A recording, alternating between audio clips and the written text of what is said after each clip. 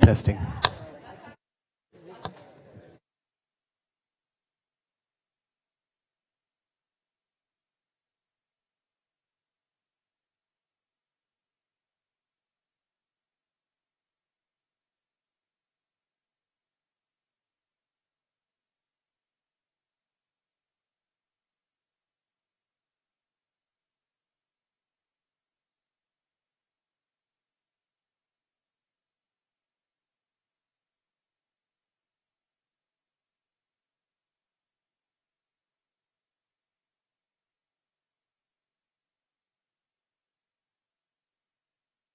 Testing. 7.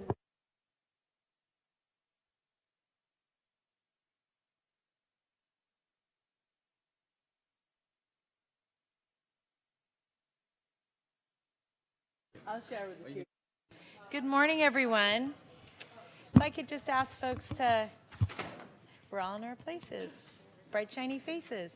I know, I'm sorry, so for some of you, your chair, all of the chairs, just to keep them the same, and also so there's room for us, are a little low. For those of you who are shorter, I apologize for what we've done to your height today. I want to welcome everybody to the Human Trafficking Commission meeting. And what we're going to do is, if it's all right, I'm going to just have everybody introduce themselves as a mechanism for doing our roll call. And then we're going to go to public comment. And this is to speak to an item that is not on the agenda, but within the purview of the committee. And then we'll move through the rest of the report. When we get quorum, we'll go back and vote on the minutes. But what I'd like to make sure we can do is get into the presentations. There's a lot of really good work that's gone on, and I want to make sure we get to it as quickly as possible. So, Molly, may I start with you? Good morning, Molly O'Neill, Public Defender. Hi, good morning, Laura Garnett, Chief Probation Officer. Good morning, Pratima Pandey, Office of Women's Policy, Division of Equity and Social Justice. Good morning, Ted Zahner, Assistant Presiding Judge. Good morning, Ruth Silvertope, South Bay Coalition to End Human Trafficking. Good morning, Greta Hansen, Chief Assistant County Counsel. Hi, Terry Harmon on behalf of District Attorney Jeff Rosen. Cindy Chavez, Member of the Board of Supervisors. Lori Smith, Sheriff's Office. Tatiana Foltz, licensed clinical social worker and lived experience expert. Good morning, Gina DiNapoli, Chief of San Jose State University. Good morning, Jay Bailey, Valley Transportation Authority. Good morning, Perla Flores, South Bay Coalition to End Human Trafficking and alternate for Aaron O'Brien. Good morning. I'm Catherine Lucero, and I'm the presiding judge of the Juvenile Division of the Superior Court. Shay Franco Klassen, Commissioner with lived experience and Chair of the Commission on the Status of Women. Welcome, and I see you're saying something to me. I don't have glasses. I have quorum. Okay. Sorry, Alex, that was a fuzzy person raising their arms. Okay. So we're going to go on to public comment. We have one member of the public who would like to speak, and that's Syed. If he would like to come forward at this time.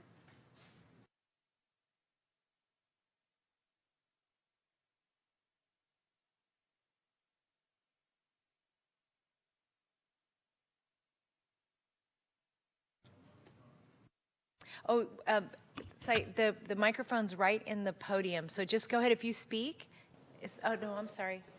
Oh, thank you, Frank. If you speak, the microphone's right on the top there. Okay.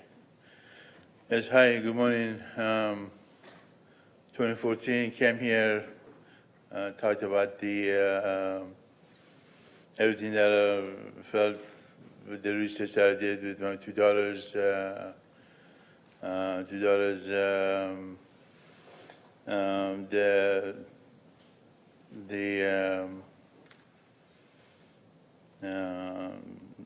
is it? The 275 3rd Street with my 1375. That my two daughters' birth year as well too. So little coincidence there, and then went through the process and.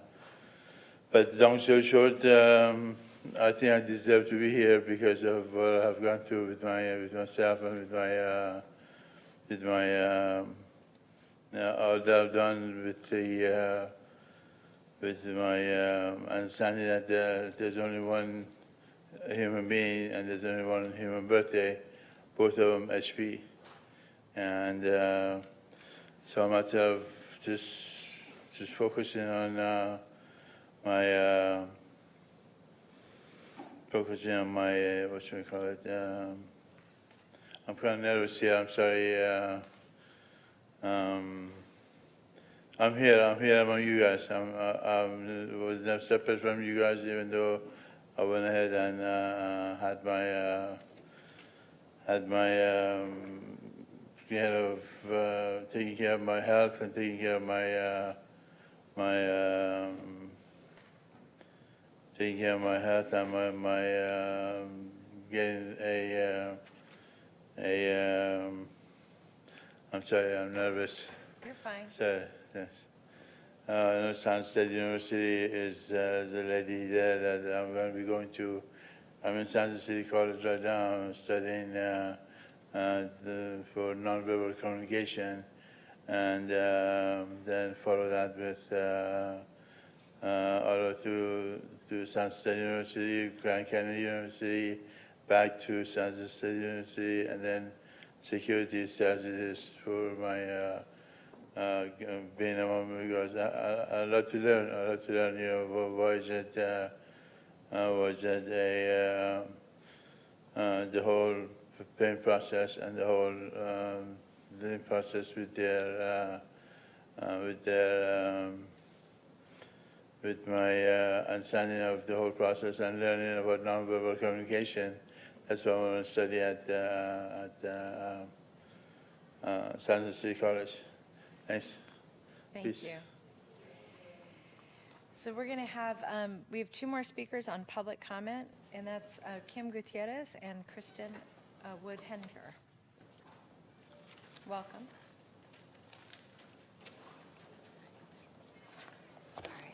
Good morning. My name is Kim Gutierrez. I'm the Human Trafficking Services Program Manager at Community Solutions and the Chair for the Victim Services Subcommittee of the South Bay Coalition. I wanted to just say that our victim service providers have worked in collaboration with law enforcement to support survivors of human trafficking in a victim-centered, trauma-informed, and empowerment-based ways. As identification of survivors increase, not only is funding to support victim services needed, but also to support law enforcement investigating and prosecuting these cases to ensure justice for survivors and safety for the community. I want to acknowledge the dedication of our partners in law enforcement, notably San Jose PD, the Sheriff's Light Task Force, and the DA's office to supporting survivors of human trafficking. Thank you.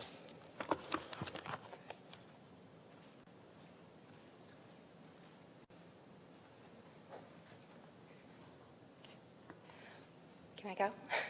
Hi, I'm Kristen Wood-Hegner. I'm coordinator for the South Bay Coalition to End Human Trafficking. And I want to start out by thanking the county for their support of victim service providers by increasing funding and particularly by providing flexible funding for our victim service providers. But I would also like to note that our law enforcement needs financial support too. As Kim talked about, they've been good collaborators and they need the proper tools so we can thoroughly investigate and properly prosecute the perpetrators of these crimes and make sure that survivors are getting the justice they need. Thank you. Thank you. We're going to go to item 3, and this is to approve our consent calendar and changes to the calendar. So these would be to accept the minutes from November 13th and to delete item 7 as the issue will be covered in item 6. So can I get a motion to those changes? So Smith. We have a motion and we have a second. Was it Shay? And if you'll say your name when you do that, just for him, for Frank, he's getting to know all of us. Any discussion on these two items? Seeing none, all those in favor say aye. Aye. Any opposed? And that passes unanimously. So we're going to now go to item 4, and this is to receive a report from the South Bay Coalition to End Human Trafficking relating to the regional response to commercial sex and sex trafficking in Santa Clara County. And Sharon Denoa is going to be leading us in this effort. Great, thank you for having me. I'm Sharon Denoa, the Director of Strategic Development for the South Bay Coalition and Human Trafficking. And over the past year, I've been working on a report looking at a regional response to commercial sex and sex trafficking in Santa Clara County. It's really a white paper, so it should be considered a working draft that brings together research and expertise from a lot of the professionals in our community, including those with lived experience, to see how we can improve our response to commercial sex and sex trafficking. So the way that the paper is really set up, it's looking at frameworks of addressing commercial sex and sex trafficking. It tries to answer the questions of who are we talking about when we look at sex trafficking, as well as commercial sex. What does that look like here in Santa Clara County? How are we addressing it? And then challenges with recommendations. So just a quick note about frameworks to address commercial sex. We follow a prohibition framework, but there's increasing discussion about other frameworks. It's worth looking at the local level, how we can incorporate some of these approaches to ensure that we are really fulfilling a survivor-centered, victim-centered, trauma-informed approach, noting the equality or the Nordic model.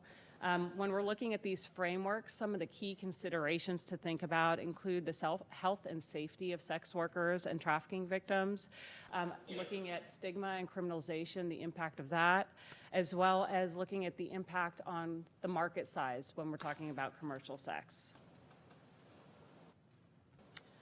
Looking at the who question of who's engaging in commercial sex in terms of selling sex and who's trafficked, we see a number of intersections and vulnerabilities. We've heard a lot about some of these intersections, especially from our service providers, with regards to domestic violence and sexual assault, homelessness, gender-based violence. We note vulnerabilities with regards to age, particularly with minors. There are additional vulnerabilities with transitional age youth as they lose support systems. Foster youth are considered extremely vulnerable. But I do want to note that substance use has not been something that we have been speaking about regularly. And one thing that kind of came out in speaking to service providers and in research is that it's extremely prevalent in the commercial sex industry. And I'm using the term commercial sex to encapsulate both individuals who identify as sex workers as well as trafficking victims. So I'm just trying to encapsulate everybody in that term. So we know that substances are used by traffickers as a tool for control. We know that it is substances are used as a coping mechanism, but we also know that individuals who may be addicted, it becomes a vulnerability then to exploitation. So it's worth a deeper dive in terms of that. I'll be coming back to race and gender identity in a second, and I noticed a typo, but that's okay. And I'll also be speaking a little bit more about indoor and outdoor markets in a second. But one of the biggest pieces that I think is challenging for us is that it's really difficult to identify human trafficking in the context of commercial sex. So we rely heavily upon disclosures. And across the board, all agencies report that it is really difficult for survivors to disclose their exploitation, least of all to law enforcement. So because we don't know how many individuals are being trafficked, it's really hard to estimate the prevalence. But there is some research. So Melissa Farley, she has created a pyramid. She calls it a prostitution hierarchy of coercion. And I use more common terms in this pyramid, so it's slightly adjusted, but it really gives a good perspective of how we look at commercial sex as a whole when we're talking about agency and when we're talking about exploitation. So you can see at the top of the pyramid is a very small percent of individuals who really identify as sex workers with agency. And what we mean by that with agency, we're talking about choice in terms of who their buyers are, and we're talking about choice in terms of how they're engaging in sex work, their terms of engagement. That larger percentage there, 38%, there are elements of exploitation there or elements of power dynamics that can lead to exploitation. So these are individuals who may be engaging in sex for survival purposes, individuals who face issues with basic needs like homelessness.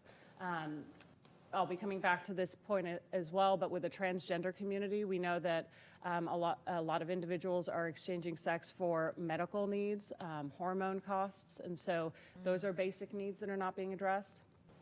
And then I also included individuals who may be addicted to substances, that there is exploitation there as well. But the largest percentage we see here is 60%, and that's individuals who are being trafficked.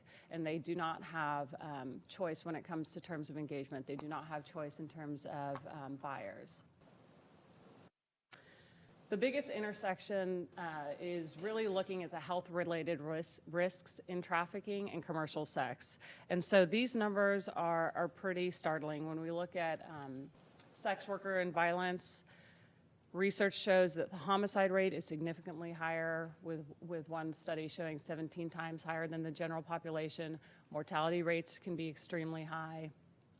And rates of violence in general and commercial sex range from 40 to 90%, and that's for sex work in general. When we're talking about trafficking, trafficking is inherently violent in itself, and so we can expect that those rates would be even higher. Dr. Kim Chang provided a good overview of some of the impacts on health with regards to trafficking, and one of the recommendations that really comes out of this research and the acknowledgement of risk factors for violence is that we really need to prioritize reducing this risk to harm for individuals who are engaging in sex work and exploring more of a public health approach. And I'm moving through it quickly, but feel free to pause me. So here are some statistics that kind of call attention to some of the communities that I already touched on a little bit. With the first point, we have 1 in 8 individuals to the U.S. Transgender Survey who responded that they have participated in the sex work for income. That is significantly high. Individuals in the transgender community have high levels of discrimination and harassment, and there's a context of realizing that gender affirmation is a primary need in this community, to the point where domestic violence, sexual assault, and exploitation may become something that they accept in exchange for that gender affirmation. And so we really need to ensure we're culturally responsive when we're engaging with this community. Second point looks at histories of abuse. And research shows this, but also all of our service providers will also echo the sentiment that trafficking clients have extremely high rates of histories of abuse, particularly sexual abuse. The next 2 points really relate to youth and vulnerabilities embedded within youth and CSEC. So youth, are not always able to distinguish or see that they're being exploited. An additional layer is homelessness. Homeless youth are particularly vulnerable. And then that last point there really calls attention to the vast disproportion of African American women who are exploited in sex work, and you can see that exploitation looks at disproportion among female victims of prostitution-related homicide. They're more likely to be controlled by a pimp, more likely to be arrested, have higher sentences, have their children removed from the welfare system. What does this look like then in Santa Clara County? We can look at some of the prevalence is hard to distinguish, but we can look at arrest numbers, jurisdictional trends, some of our CSEC trends, and then community harm. And I note community harm here because it's often neglected in the conversation when we talk about commercial sex. But we know that there are communities, particularly in San Jose, who've been very vocal about harms that they're seeing. And these harms can include threats of violence, harassment, actually being propositioned, including youth who are being propositioned. There are drug paraphernalia that's found in the streets. We have also sex-related condoms that are being found in schoolyards, hygiene products that are found in individuals' residence yards. And so that is of particular concern. When we're looking at commercial sex-related arrests, and I do want to note that San Jose PD was really transparent in providing their data in full to explore trends, and I want to acknowledge that transparency. So this really looks at San Jose Police Department's arrests from January 2015 to September of 2019, and we can see that arrests for pimping and pandering charges are actually split, which is interesting because traditionally pimping is done by males. So it's interesting to note that. When we look at prostitution, we do see that there are a number, almost half, over 55% are female, but the remainder are males, which is indicating that maybe we're having more of a focus on buyers. But that last column shows a vast disproportion in loitering for prostitution arrests of females, and that's over 95%. This shows us kind of how arrests have been going over the past 5 years, and it kind of comes back to the community harm approach. So San Jose Police Department had a really high spike in 2018, and that really is in response to the community harms that we were seeing in Washington Elementary School. That's over 700 arrests. And it's also compounded with approaches that have been used with illicit massage establishments. There were a number of arrests related in 2018 to that. What we're seeing the decline now is being attributed to deterrent effects from that, but it should be noted that we don't know what happened to the individuals. So even though we're seeing a decline in arrests, it doesn't necessarily mean, it could just mean that the issue has moved elsewhere. Now, bringing the arrest numbers into context, so all those commercial-related arrests are significantly high numbers, and then we contrast that to the arrests related to human trafficking. Human trafficking cases are notoriously harder to investigate and prosecute, but I want us to reflect back to that pyramid provided by Melissa Farley, where you have a very small percentage of individuals who are sex workers with agency, and that there's embedded exploitation in the large majority of individuals in commercial sex. So we almost have an inverse pyramid of how we're approaching commercial sex, where the highest number really are of arrests of individuals engaging or selling, and we see a very small number being held accountable for exploitation.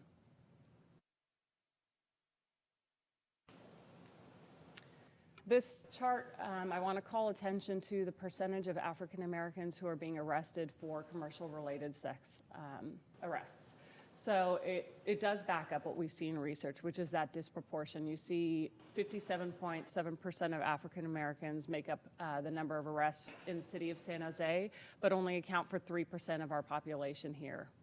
Even if we're looking at other counties, so Alameda County is, I'll show you in another slide, but Alameda County also only has 11% African Americans. So we still see vast disproportion here.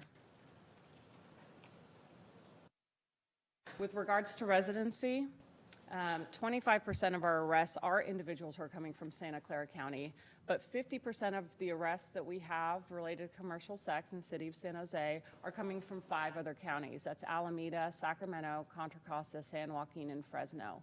And so 2 of those counties are our neighboring counties. This really calls attention to the recommendation and need to ensure that we are taking a regional approach, that we are looking at programs and interventions that can cross county borders. This slide is a really shocking slide because I did mention earlier the vulnerability within the transitional age youth population, and yet they make up 55% of our arrests in the city of San Jose.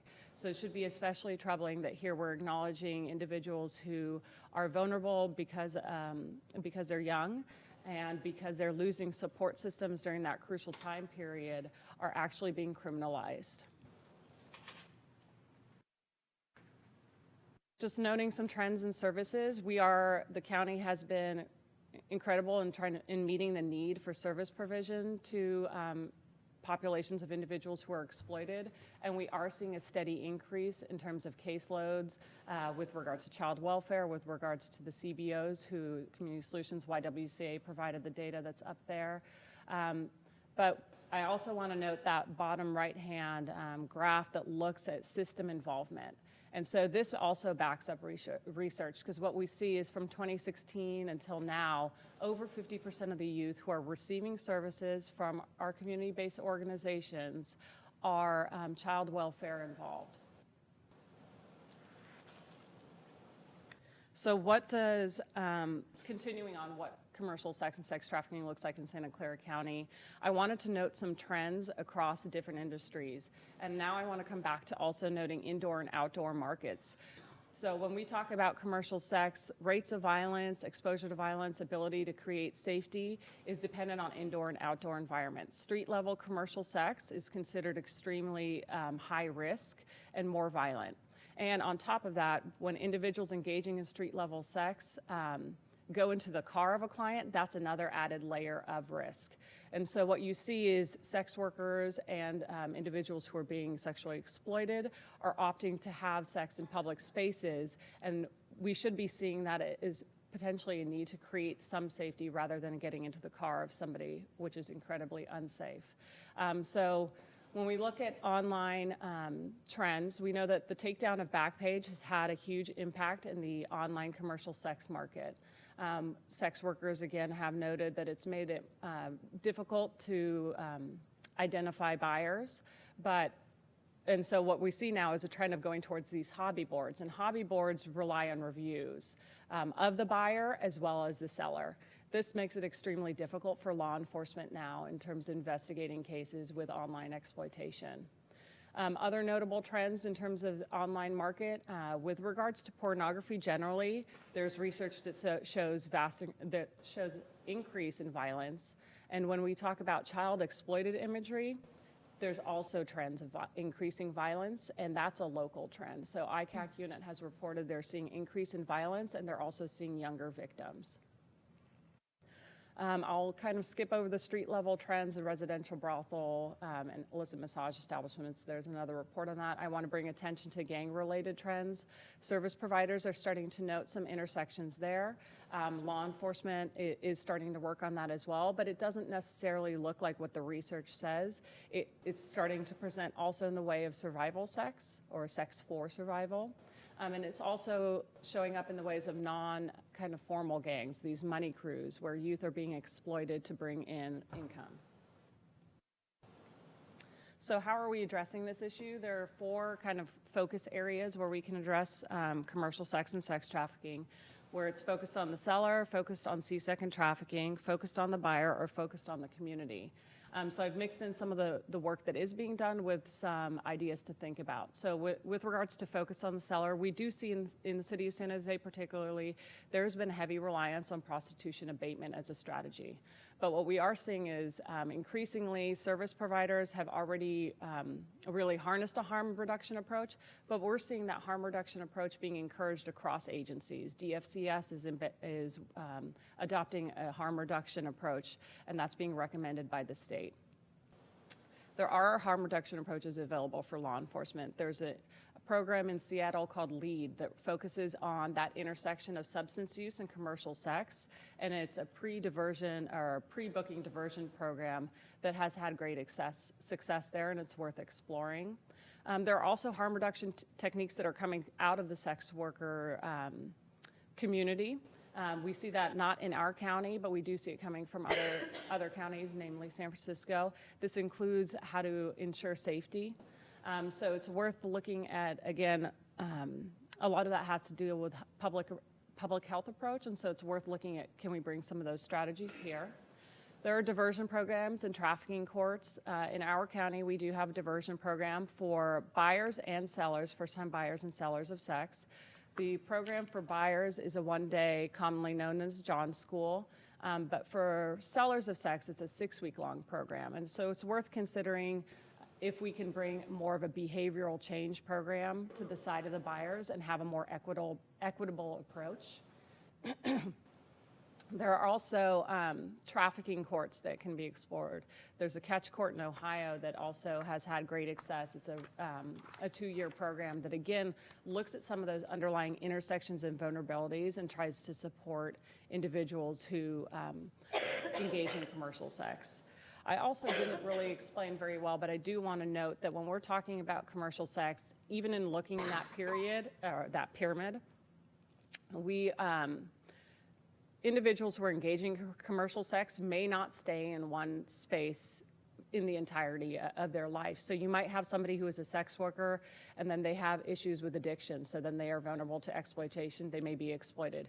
You may have C-Sec who then receive services but then will re-engage in the sex industry, so commercial sex industry. So it's not a fine line, and so then for us it really becomes a matter of timing. When are we engaging with someone and at what stage of exploitation or agency are they at? So that's worth considering with all these strategies that we're talking about. When we're talking about focus on C-Sec and trafficking, we know that child welfare and law enforcement heavily prioritize identification of C-Sec and trafficking. And I know you're going to hear from them later, and so I'm going to give them space to talk about their strategies. Also, I don't have a lot of time. So with regards to strategies that are focused on the buyer, we are limited in California because we have very low penalties against buyers with regards to commercial sex. So a lot of our approaches focus on deterrence and prevention, or limited accountability and visibility. We've had a number of projects that are like the Family Toolkit developed by Community Solutions. This looks at a really intersectional approach at gender-based violence, so looking at healthy relationships and also bringing in risks associated with engaging in commercial sex and also risks with trafficking.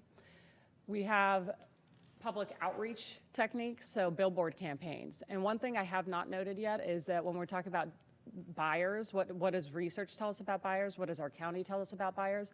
Buyers are an extremely diverse group in terms of age, in terms of ethnicity, economics, profession, but the one commonality is that they're all men. Only in Alameda County were there reports of one female buyer.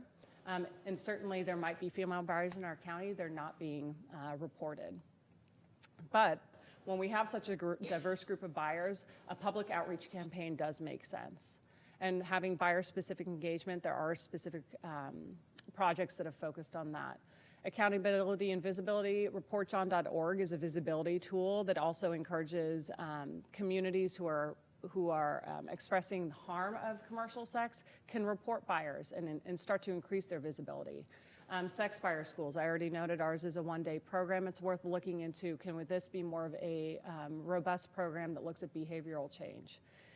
Reverse stings are increasingly being utilized by law enforcement, but they are really resource intensive, and so it's difficult for law enforcement to do a number of these. Vehicle seizure programs are starting. There's a few pilot projects in California, and there are some challenges with that, but it might be worth looking into that as well. And lastly, focus on the community harm reduction. I've already mentioned in terms of Report John, in terms of even cleaning up communities where we're seeing paraphernalia, and then awareness campaigns. We had a unique campaign with Selena Rodriguez that was on Spanish radio. And so that was a targeted community, but a general campaign looking at commercial sex and intersections. So, challenges. I've already covered identifying survivors of sex trafficking. I want to draw attention to system inconsistencies and conflicting strategies really quickly.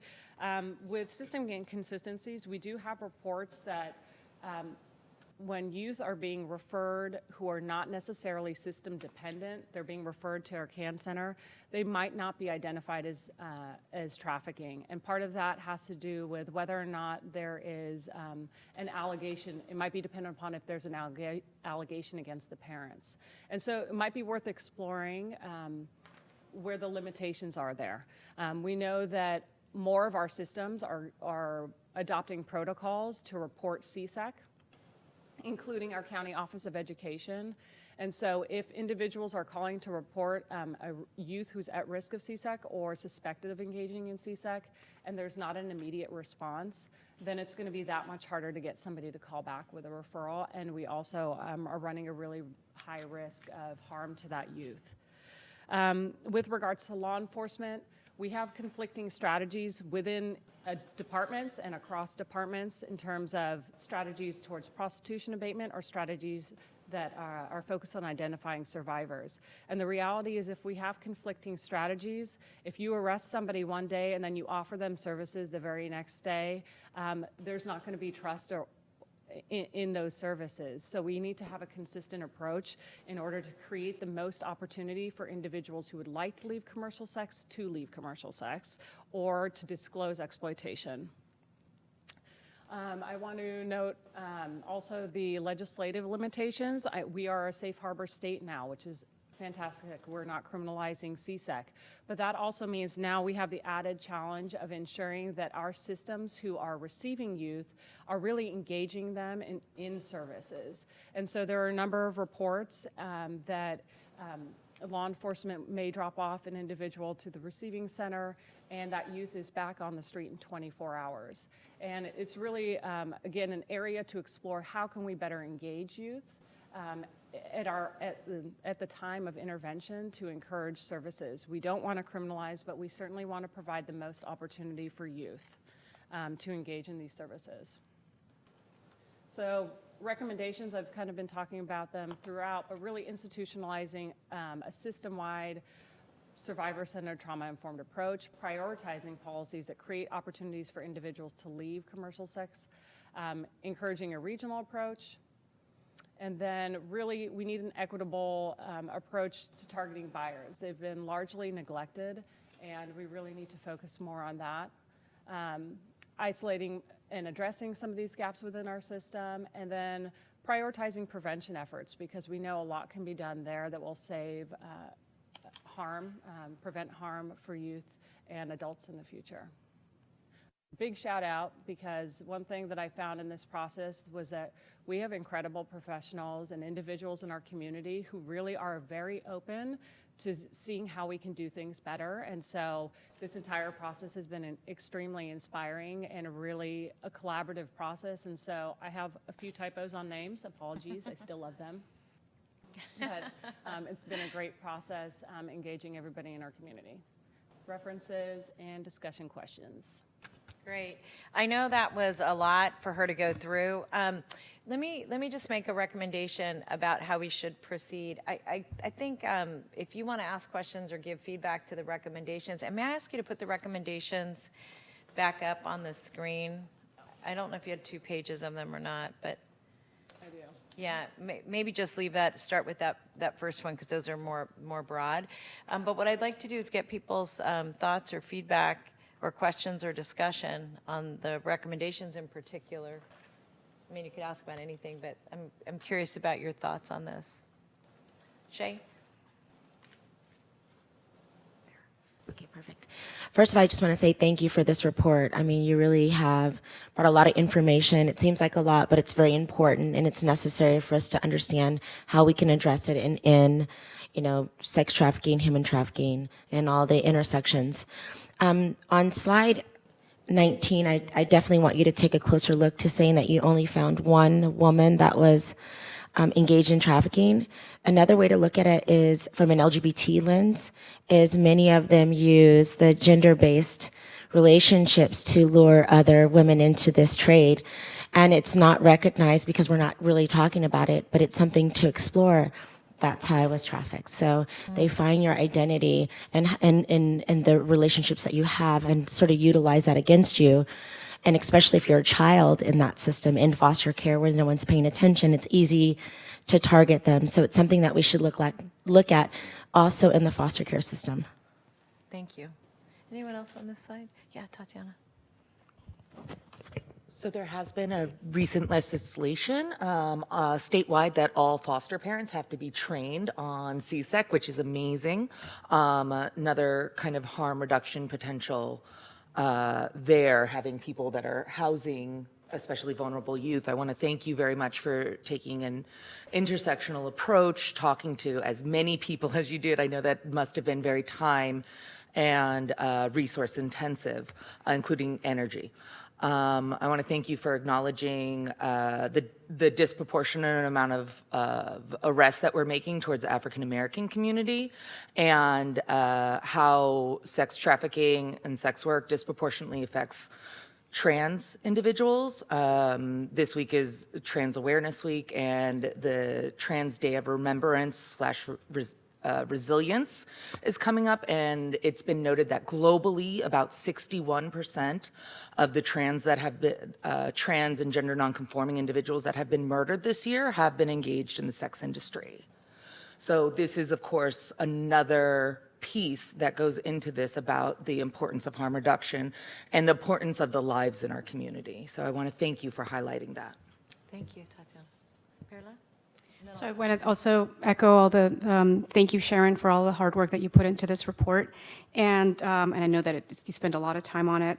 One of the things that's perhaps just implied and not really stated, but I think it's really important to highlight in terms of recommendations, is the collaboration that's necessary to support, and that's definitely something that I want to appreciate our partners, law enforcement, particularly the San Jose Police Department, the DA's office, also Department of Family and Children's Services, the Probation Department, because it takes a lot of work to come together and in a multidisciplinary way that focuses on being victim-centered and trauma-informed, develop protocols, systems, and processes so that we could better identify and support survivors once they have been identified. So thank you for your hard work, and also thank you to all the partners, not just for your support with the report, but everything that you do every day to make Santa Clara County a safer environment for human trafficking survivors, and particularly those that are the most vulnerable, commercially sexually exploited children, transitional age youth. Thank you. Thank you for that really interesting report and interesting and difficult report. I have a question about the recommendations and another question related to the hobby board. So in terms of policies that create opportunities for folks to get out of the sex trade, what has proven to be successful in terms of a strategy? I assume it requires shelter and housing, but what works in getting people out of the sex trade, and what is a hobby board? Oh, okay. So with regards to what works, there's no clear answer, but it all relates to those vulnerabilities and intersections that we saw earlier. So ensuring basic needs are met for individuals. One interesting piece is looking at criminalization. Criminalization in itself is a limiting factor. It's really hard for individuals to leave the sex trade as they're increasingly criminalized. And so I think that's also why we're talking an intersectional approach, because it needs to address vulnerabilities and ensure that we're not adding more vulnerabilities in our strategy. I think that might be a vague answer, but it's trying to encapsulate a lot there.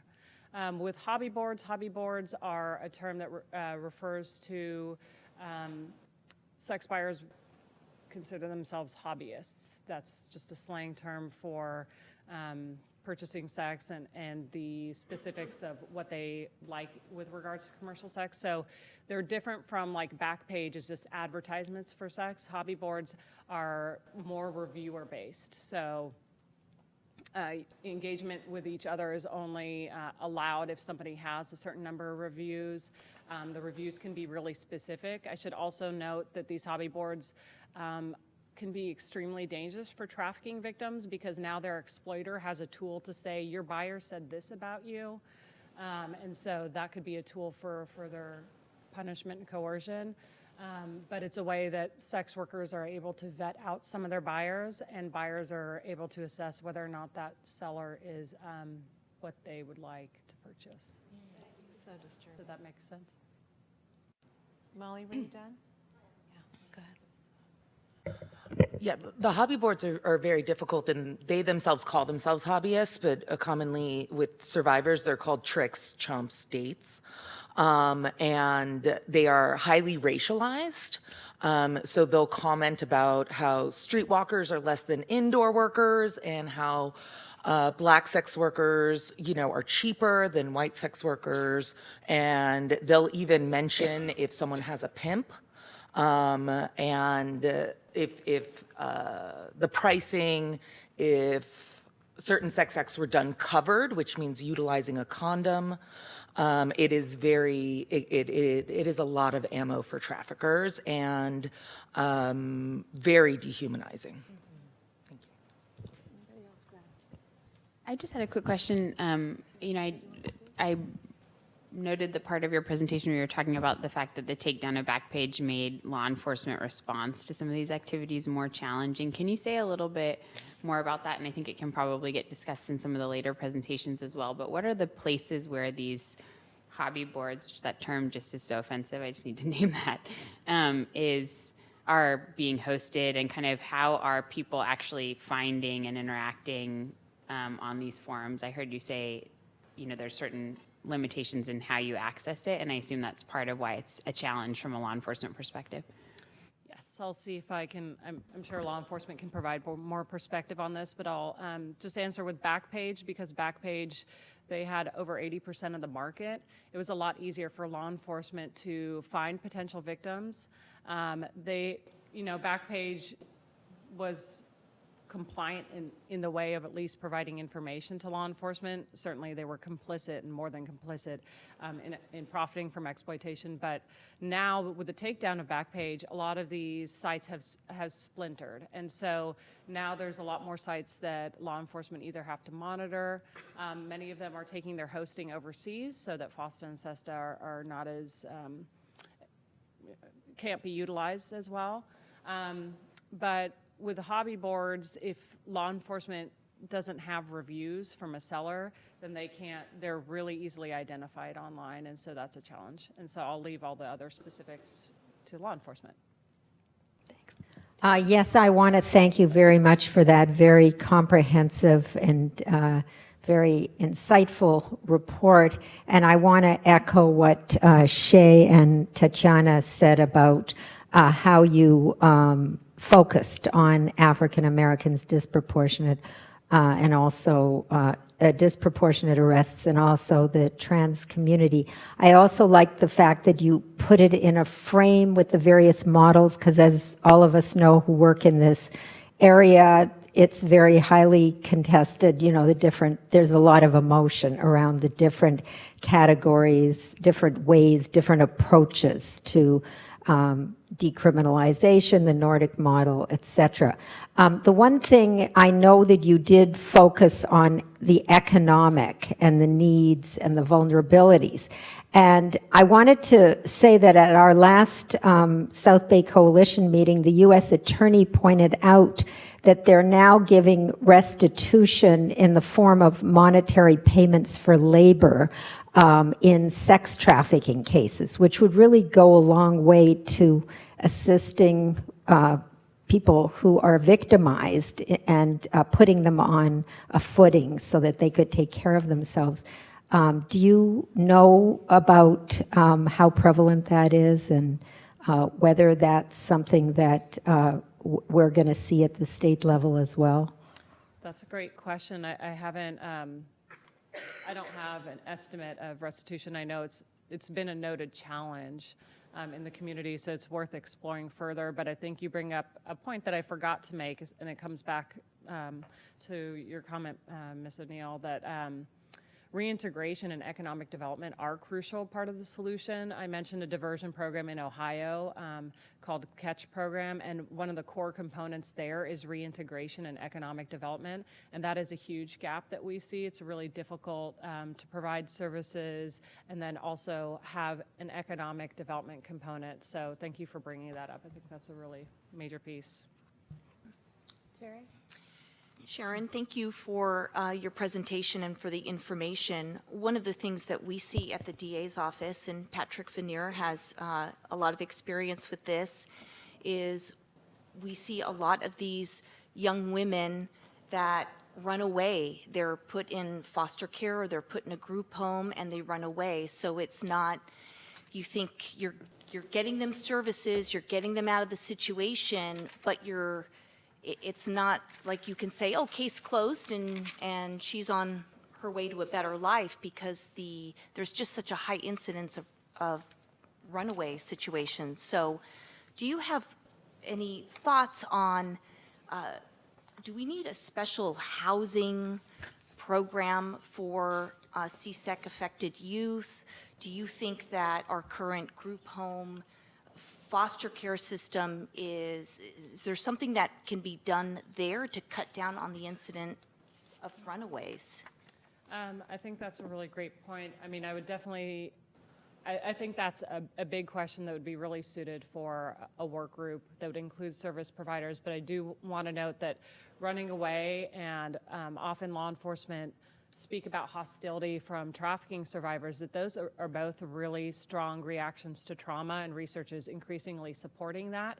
And so it just furthers our need for a really trauma-informed approach. And that's one of the reasons that safe harbor law is a really needed law, because we should not be criminalizing victims. But it also means that we really need to be more proactive about how we are engaging youth and young adults and adults with services. So I think it's worth really looking into how can we better engage young people who have, been failed in so many places in their life. How can we engage them better so that they do trust us in accessing services, and we can start to build consistency from there. But I don't know if anybody else wants to speak. So I'm gonna just jump in and then take other comments and just make a couple of big observations about work that the county's doing, because in some ways, I know everybody who is on this dais is participating in meetings day in and day out about how we can help youth, and it feels like you want to be in one room in one day and just be able to talk about all of it, right? So we're getting there. But let me just raise a couple of issues that are coming before the board. So one is that the board, under Supervisor Cortese, requested an update, I think based on some really good information that we got from our service providers, so that we could take a look at all the funding that we're providing relative to human trafficking and where the gaps in services are. So what's significant about that is that we didn't really fund any of this until, I don't remember when we started the commission, but once we started the commission, we started to make investments. But I think in terms of making strategic investments, recognizing that this is going to be a core body of work for the county is the next step. So that's one body of work that's moving forward. The second body of work that's moving forward is that the housing department is taking a very distinct look at how we're addressing transitional aged youth and housing.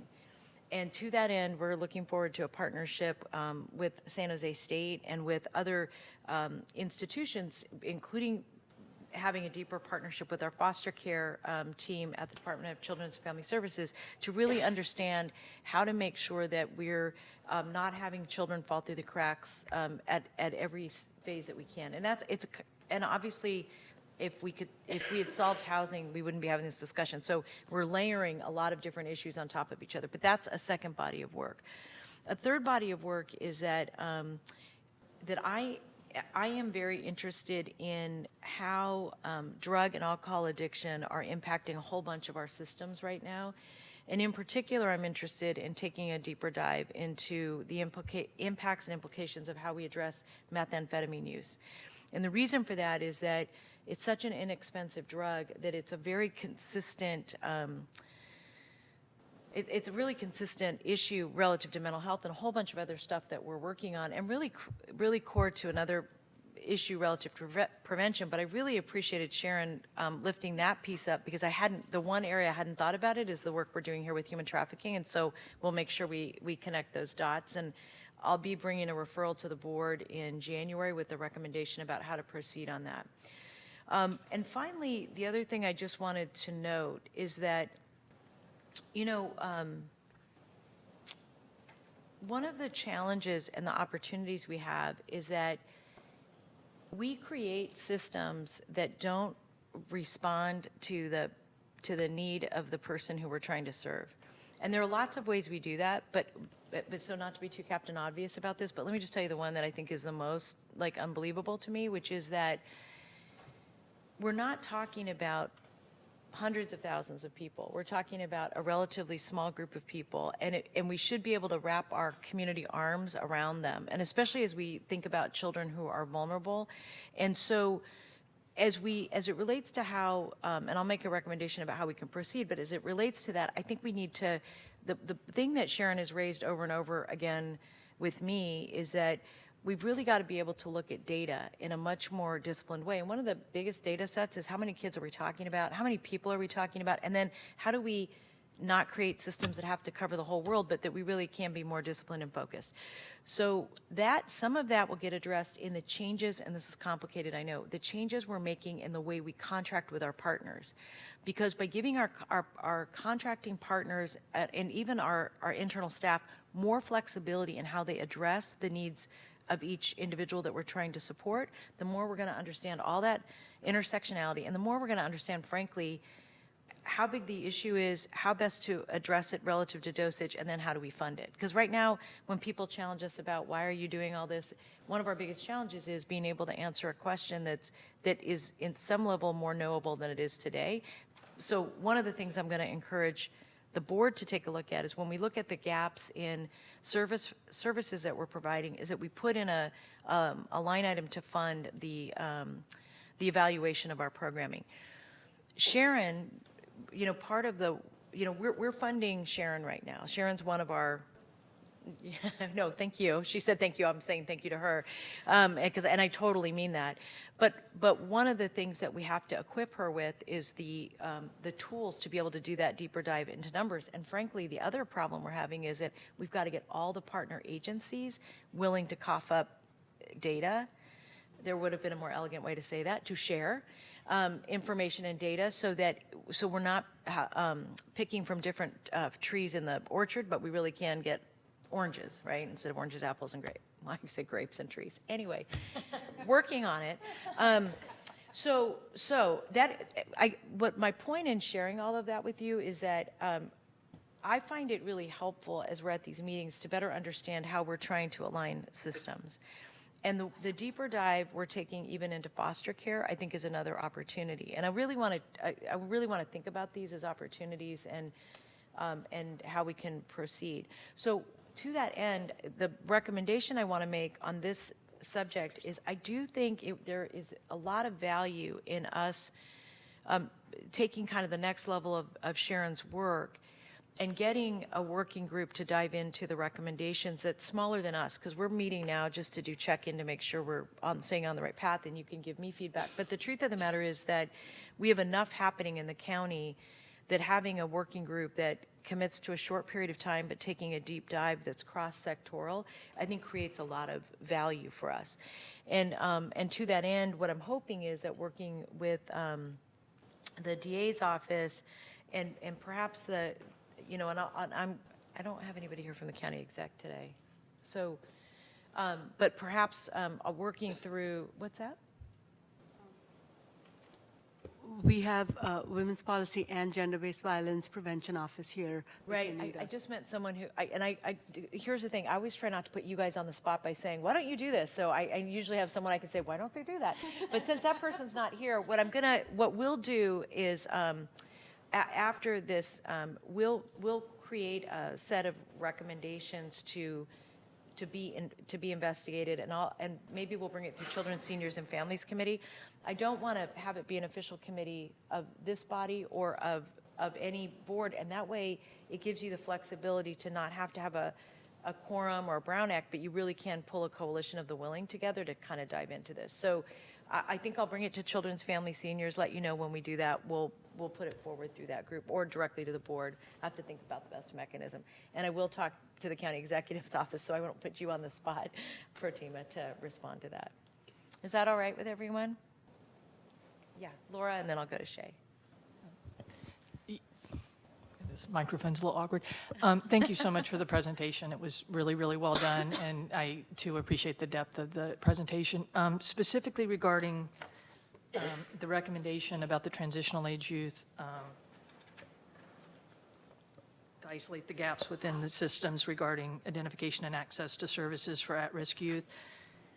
I would just like to say that I hope when we do that, because I agree with you, it's a flash in time, and there's not time to assess a youth because it takes time to build rapport.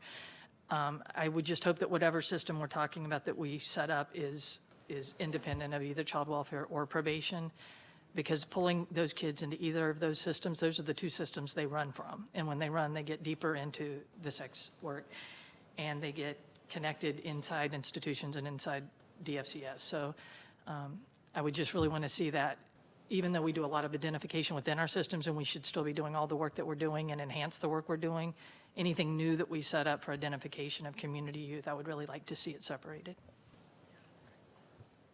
And I just want to note that when I think also talking about systems, I'm thinking also of public health. So hopefully we can include that. And behavioral health. Yeah, and I would just add even the housing department, only because they're doing that new body of work. I just think it would be beneficial to get you all together so that when the recommendations come back, they're really intersectoral, which would be just a new way we should be doing business. Shay? Okay. So I'd like to make sure that when we consider that these working groups, you have people with lived experience. It's really hard from somebody from a third-party experience to try to solve the solutions for a first-party experience. And I see that missing in a lot of these situations. But I definitely want to touch back on what Greta said about them leaving the systems. Well, you have to think they've been conditioned. If they have generational trauma, parents in jail, or they have addiction abuse, they tend to then run from the spaces of safety safety. And in some of the group homes are not, or foster care are not ideal because they don't have the training, they don't have the understanding, but they have a compassionate heart. So they become frustrated as well. And you have two people that don't understand each other. So then taking flight is the best way. They get caught up in these systems. I work in the jails, and I think a lot of us have some concern, but we talk about this with many of the women who graduate from juvenile hall to Elmwood about their personal experiences, to even having some sort of working group to see, you know, how do you identify that in the justice system? It all intersects. And on my way here, and I was talking to the judge here, is I see those people just driving here on the side of the roads that I grew up with, that were part of that generational trauma, and they can't get out of that systems. So sometimes understanding it from their lived experience, from their voice, will give you a better understanding how to effectively create policy, funding sources, and the best community partners to get the job done. And one thing on the, Shay, on the lived experience, I will just say that anybody on the task force who's interested in participating in a working group, I would just ask you to email Maya, and you'll get invited. And if there's anybody you want to recommend too that we're not thinking about, just get that name to Maya. Just make sure you talk to them before we do. Well, it's important. I look at the numbers and the percentage of African American women. You know, it's a high percentage, and we're over criminalized. Right. Having more of those voices, they're there in Elmwood. Yeah, we're agreeing. So just help us with names. I mean, seriously, in violent agreement. Yeah. I don't know whose slide that is. Perla? Oh, that's me. So I want to go back to the question earlier in terms of what it takes to support somebody that's trying to get out of doing commercial sex work. And I just say that the need for flexible, long-term support cannot be overstated. We had one survivor, 18 years old, that summed it up just perfectly. She said to us, in order to keep my housing, I have to have a job. So there are all these needs that she needed to fulfill. So she said to us, I take drugs because I have to perform sex to get paid to keep my housing. And so, and she said directly, if I had secure housing, I wouldn't have to do this. We had a survivor of sex trafficking that came into our shelter when she was 24, and she stayed there till she was almost 26. That's not an ideal situation. We're working very closely with the COC, the housing providers. So we've been able to develop a screening tool that teases out if there's potentially domestic violence, sexual assault, sex trafficking, or labor trafficking, so that those individuals can go into a confidential queue and get into one of the transitional housing programs in the county. So we're very excited that we have one survivor, transitional HU, that's a sex trafficking survivor, that was able to go into that housing program. But we need a lot more, and we really need that the survivors need the support that's flexible, that is long-term, where they don't have to worry about their basic needs. That's primary, and that support is needed for at least 3 years. And Perla, one thing, this is just something I would recommend is, I can't remember if it was you or Sharon at one of our earlier meetings, like maybe one of our initial meetings, where you all showed us a study that showed people who were getting services, and the whatever it was showed how long someone might need help if they're an average, although there's no average, but victim of domestic violence versus a victim of human trafficking. And I was really struck by it in the sense that it helped me understand that a lot of the rules we've set on housing, first of all, are ridiculously, and they're imposed by the federal government, and we should not, when we're using our local dollars, we shouldn't follow federal rules. That's silly. But really that making sure that as we go to the next phase of the policy development, that we're using that kind of data. So if you, I don't know which of you showed that to us. It was me, and I'm happy to provide it. That would be great. And it might be something that all of you are interested in too. It was very informative for me. So as a next step, I'm going to take your feedback, and I know Maya and I got it, and we'll work with Sharon to bring forth a recommended action to get a working group together, but we'll do it in a way that gives the flexibility to all of you to participate. Is that okay with everybody as a way to move forward? Great. All right. So with that, thank you, Sharon. And I know Sharon's not leaving. Oh, no, I'm just quickly announcing that our coalition completed our annual report. A big shout out to Kristen for doing that. And we have color copies available for, great, for everybody on the commission. And yay to the working group. Thank you. Yeah, you bet. And I know we have to have public safety in that. That's probably why I think your office should co-lead that. But, okay, so we're going to move on to item 5, and this is to receive a report from the Social Services Agency, Department of Children and Family Services, relating to the screening and assessment of children and risk for commercial sexual exploitation, including system entry points, timelines regarding screenings, assessments, and access to services. Welcome.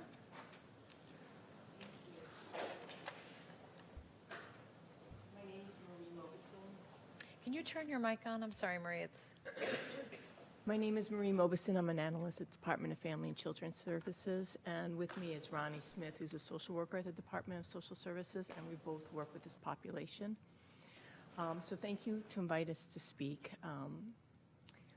DFCS is a lead agency of the transformation team, which includes probation, public health, behavioral health, and advocates. Our goal is to prevent, educate, and intervene with child sex trafficking. I don't know where our slides are. Oh, okay.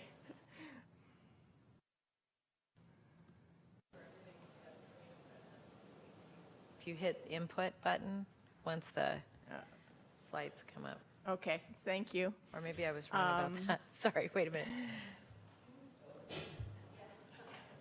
Did you say, oh, I'm not helpful. All right. So this is who our team is made up. It's the Department of Family and Children's Services, probation. We have a supervisor and a probation officer. We have a public health nurse, behavioral health. We have now 4 therapists and a rehab counselor. And we have the advocates from Community Solutions and the YWCA. So we all work together regarding the youth. Our screening tools at the Department of Family and Children's Services is this commercial sexual exploitation identification tool, the See It tool, which can be used on youth ages 10 and above. At our department, what happens is that there's a referral made to our transformation team, and Ronnie gets the referral. And she actually does the See It tool on all the youth that come through our team. The next screening tool we have is a structured decision-making tool, which is used throughout the Department of Social Services. So it goes from the CAN Center all the way to discharge, and this is done on a regular basis, usually every 6 months. If the worker has not completed the tool, then the supervisor is aware of it and reminds the worker to do the tool. So this is, there is monitoring to whether this tool is done or not. KDA is a mental health tool in our department that asks a lot of questions, and sometimes in that mental health tool, somebody will share that a child is involved in commercial sexual exploitation. That tool, after the social worker fills it out, goes to behavioral health, and the behavioral health will make a decision about what kind of therapy the youth is going to get. There's been and so what happens is that they may send those cases with commercial sexual exploitation to our transition team of behavioral health who work with CSEC clients or at risk or suspected. So what happens is that there's been no cases that's went over to that transformation behavioral health tool that we weren't aware of it as a transformation team. So the KDA is done with those. It's done all throughout the process and also with a major change. If the child has a therapist, though, they may not do the KDA tool because there's a therapist and the child is working with somebody at that point. Also, we're looking at the See It tool for the hotline and intake. Our assistant director has asked me for that tool in the beginning of the summer and also to get pricing to get trained so that we could have our CAN Center use that tool possibly in the future. Points of entry is throughout the whole department. So it goes all the way from the CAN Center, emergency response, all the way down to post-adoptions, and then through our transformation team. So our transformation team will get information from like probation cases and other cases within the community that we work on. So anybody can make a referral regarding a youth. Sometimes at the CAN Center, it's not an actual investigation, but sometimes we get information about a youth that people are concerned about and will send over to us. They're suspected or at risk for CSEC. And then we figure out what we're going to do on our end. Sometimes we've reached out to the family, given information to the family to work on things. Sometimes we've gone for police reports to gather more information on these cases that we're worried about because there wasn't enough information to get through into the system. So that's our different points of entry. So those are the 3 areas that you asked about, is the screening, the timeliness, and the points of entry. Great. Ronnie, did you want to add anything? I wasn't trying to put you on the spot. I just. I don't, would you like to hear a success story?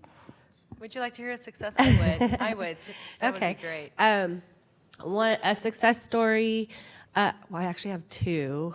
One of the biggest ones was we got a youth from another state who had come into Santa Clara County, and once our team was alerted, our department and probation department were able to collaborate a response for that youth to get them back to their state of origin as a dependent.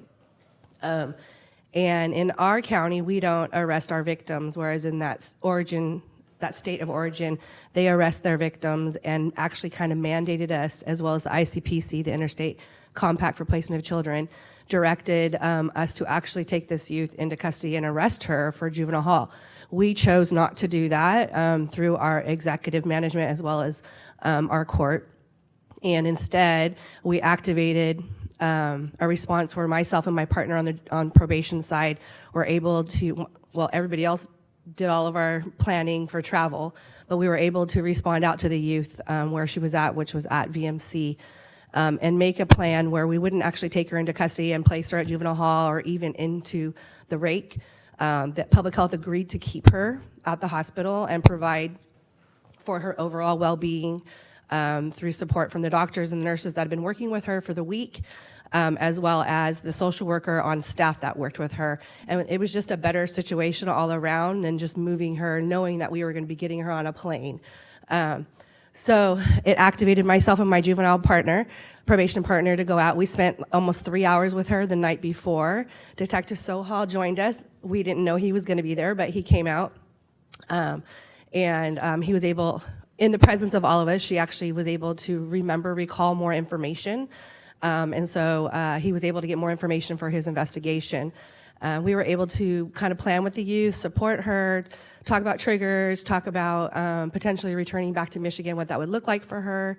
She was deathly scared of going back to Michigan. She was uncomfortable with their responses to prior victimization, super secure and safe with our response as a county, wanted to stay here. Unfortunately, she couldn't remain here because she was a dependent of that other state. And so we were completely transparent with her as far as the process of what we were going to be doing the next morning, picking her up, what it would look like.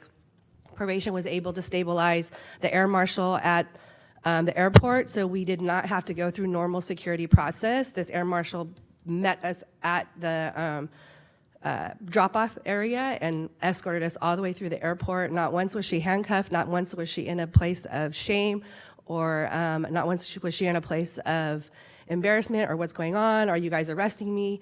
The whole time she was in a complete safe zone with us. And the agreement was, we're just getting you safely back to Michigan. Don't run away from us. When you get to Michigan is what you do there, but not here. So she got on the plane the whole time. It was constant redirection, constant like safety planning. She knew her phone was going to be taken as soon as she got to the airport. So we planned around that, gave her my business card. We put every person's phone number on it. I was able to connect with the social worker at the hospital who had her attorney's phone number. So I got that phone number and put it on there. I said, the first person you call when you get to placement is your attorney. And then from there, all your supports that are here for you for the life of your criminal case. So she knew she had her whole team here. Unfortunately, once we got her to Michigan, her anxiety, as we were landing, her anxiety increased. And we were able to talk her through, kind of role play with her. When she saw her social worker, what that would look like, and exactly as she explained would happened. And I really wanted to grab her by her hand and take her back onto the plane with us back to Santa Clara County, but couldn't. So just kind of reminded her. We had developed like safe words and developed kind of like a cue, like I'm good. And then we watched her off. Unfortunately, we have not had any closure on the circumstance, and we don't know her whereabouts. And it's my understanding that she has absconded again. So, but we did our role here to get her safely back to her zone. So, and it was just a show of collaboration amongst the advocacy group who responded when the police called, our response once we were notified of her presence in Santa Clara County, and then collaborating together through the advocates, law enforcement, ourselves, and probation to get her safely back to her state of origin. Thank you. Yes. First, in full disclosure, we have met before, we have talked before. Yes. So, and I want to thank you for all the good work you're doing. And even if the outcome is abscondence or running away, I think that should be an understood possibility. And an understood piece of it, just like in domestic violence shelters, it's expected that the individual harmed is going to return to the individual who's doing the harming, and that's part of the process and part of practicing leaving, right? One of the questions that I wanted to ask was the average length of time from the time that referral's made till the time that it's assessed whether or not someone is being commercially sexually exploited. I was wondering if you had that data. The average time? Yes, because last time we heard from your department, they were saying 45 days from the time that the referral was filled out until the time that they were assessed. Oh, no. I don't know where that came from. As soon as the youth is identified and the team is notified, we start implementing our assessment and figure out what engagement needs to be done, as well as what services need to be implemented, which includes transformation staffings, as well as just outside conversations with partners on how to engage this youth differently. So it's as soon as we're alerted, we start our process. Nice. So for that youth, per se, as soon as we knew that she was in Santa Clara County, the process was started to engage and do what we need to do to keep her safe. Thank you. Just if I could, Perla. So I want to say, I train with Futures Without Violence, and they train across the country. And Futures Without Violence, I was at a training recently in Oregon, and they chose this case to highlight because across the country, other counties see our protocol for respond to commercially sexually exploited children, as well as trafficked adults, as the model.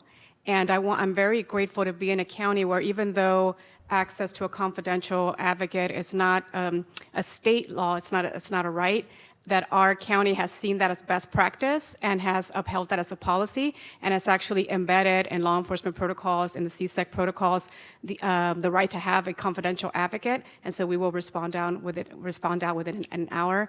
And just really grateful to be in a county that really walks their talk when they talk about being victim-centered and trauma-informed and ensuring access to a confidential advocate and all that collaboration. So the work that all of you are doing is being shared all across the country. I just wanted to share that.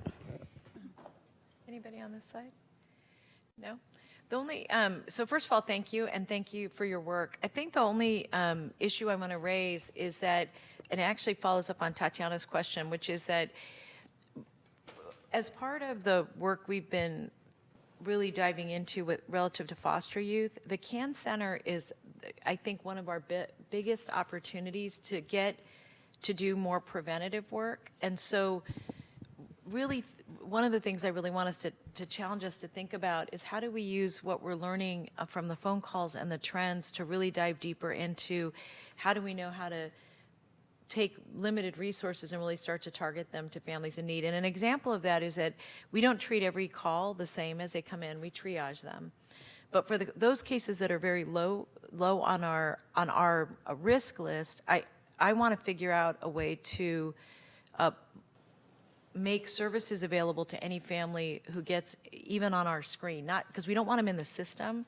We want to, if they get on our screen and they're not in our system, how do we make sure that they're connected to a nonprofit or an external partner that can provide services and support? So I think I just want to say, we're going to be discussing more of that, I think, is through the foster youth task force results, but I'm really going to be interested in having that come back to us as part of how it supports the work that you're doing, because sometimes we have children who are at risk, and not because they're having challenges at home, but because they've been connected with somebody online, and there's no, I actually had a friend talk to me about her daughter's college roommate getting connected to somebody online who then put her at risk for being sexually exploited. And I mean, it's a college student who meets someone who meets them, I mean, it's just a train wreck. So anyway, I really appreciate that you're in a really interesting position because you're a little more in the middle of how we're helping families than just on one side or the other and helping children. So thank you for that. Any other questions on this? Oh, yes.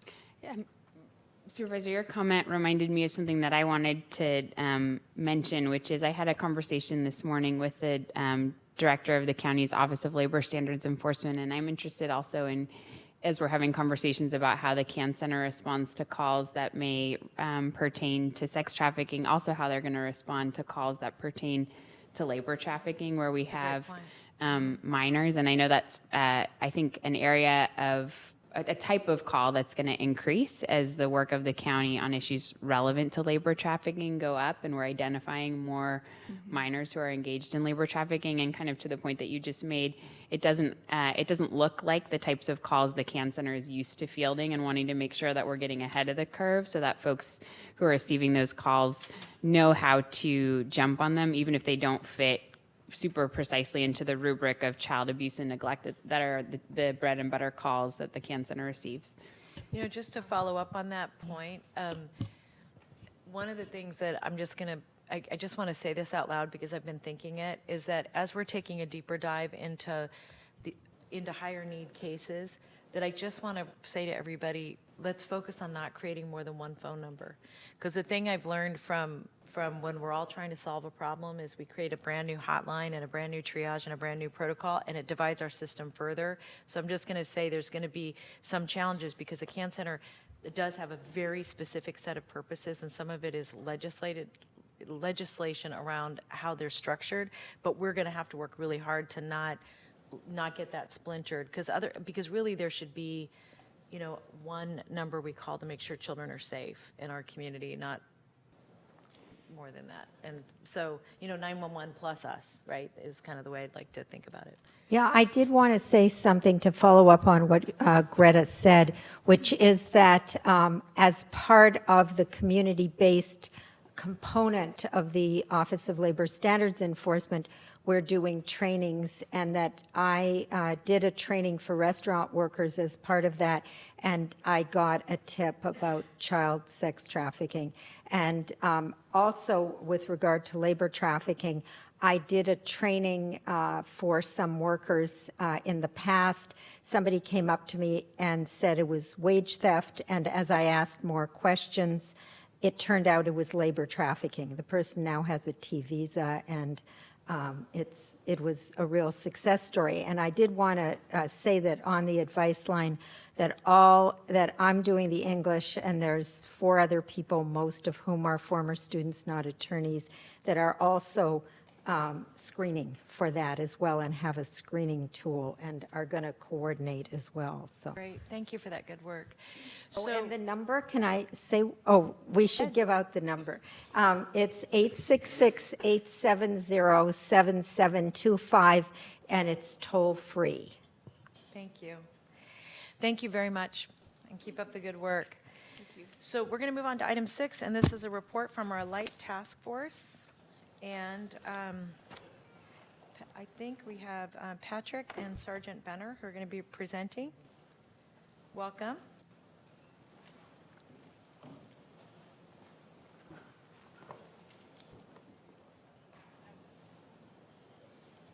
Do you want to say anything? Okay. So you can start coughing, right?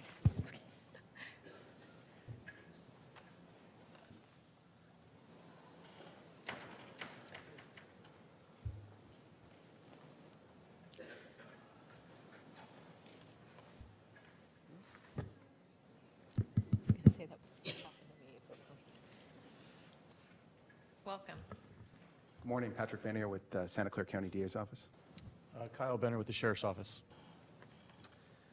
So last year, when we made the report to the commission, there was questions asked regarding our prosecution efforts. And so I wanted to begin our presentation discussing the busy year we had in court as it relates to prosecuting human trafficking cases. So over the last 12 months, we have prosecuted 69 defendants, a total of 25 convictions. 40 cases are still pending. for a total of 77 total felony convictions for a variety of crimes that involve commercial sex trafficking of both adults and minors, labor trafficking, pimping and pandering, wage theft, and a variety of fraud-related conduct, including insurance fraud, tax evasion, bankruptcy fraud, welfare fraud, and grand theft.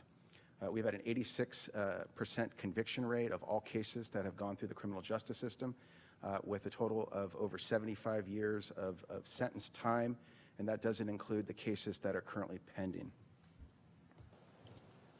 We've been in trial. We have actually 3 cases that have gone to trial this year. One is actually pending at this time. The first case that went to trial this year was a 5-month jury trial, People versus Pedro Pablo Barria et al. This is the case that has been referred to as the Tapa Ole case that originated from the Light Task Force. It involved 3 business owners who were, under false pretenses, bringing out workers from Europe, specifically Spain, having them work in a Spanish Tapa restaurant and a hair salon in Saratoga, engaging in a whole host of fraud-related conduct and human exploitation. After the 5 months of jury trial, the 3 defendants were convicted of a total of 44 felony charges. The second case that went to trial this year was People versus Billy Ray Wissington. Mr. Wissington is a prolific sex trafficker, has been prosecuted in multiple counties. Up until this past trial, he had not been convicted, and his conduct brought him to Santa Clara County, where he trafficked 2 minors from a group home in Sacramento, brought them to San Jose, put them out on the street. One of them was able to get away and report the crime to San Jose Police Department. The victims in the case were 13 and 15 years old. And after a 1-month jury trial, he was finally convicted of 2 counts of commercial sex trafficking of a minor. And the third case is still pending. It wouldn't be appropriate for me to comment on that case at this time. We've provided, through the cases I've talked about, victim assistance has been provided in all instances. 78 victims are reflected in the 12 months of cases that have been prosecuted. And in all instances, victim services have been provided either at the investigative stage or at the prosecution stage. And Sergeant Bennett, you want to talk about the Light Task Force? Patrick's been busy, you can tell, which is a good thing. One of the things that we've noticed as the detectives is we're really seeing some benefit in court, and these people are being held accountable. Unfortunately, with that, less people take deals, and more time is spent with follow-up investigations because of that, which means we don't get to as many future cases as we'd like. But people are being held accountable, and it is extremely good to see that. Those numbers will, I'm sure, increase quite a bit even next year, especially those years of sentencing. So thank you, Patrick, for all that work you've done. Like Patrick said, we are trying to reach out and touch as many victims as we can with advocate services so that we can make sure that they're taken care of. Our philosophy at Light is that we want the suspect to be held accountable, and we want the advocates to do what they do best. And so whether they're going to cooperate with us, whether they even want to speak with us, if we are in contact with the victim, then we immediately contact an advocate to bring them out.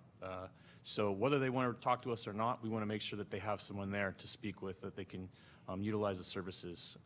Unfortunately, we don't always have the success stories behind, because once we give them to them, we don't get to see a lot of the feedback. And a lot of it doesn't always result in a successful case because of it just may not be that right time to talk, and we understand that. One of the things we're really trying to push is not only us as human trafficking investigators, but the patrol level response and understanding that what they need to do when they are in contact with someone who is potentially being sexually exploited. We want to make sure that they understand. So we're providing a lot of training. And what we tell them right from the start, we want to accomplish 2 things. We want to change the mindset. We want to understand that, as law enforcement, it's notorious that you're looking at these victims as prostitutes. We want you to look at them as victims and survivors, and understand that. And the other thing is that we want to make sure that they understand that they are seeing the behavior. And I know I'm preaching to the choir here, but we are only seeing, as law enforcement, we get to see the behavior. We don't get to see all the reasons for it.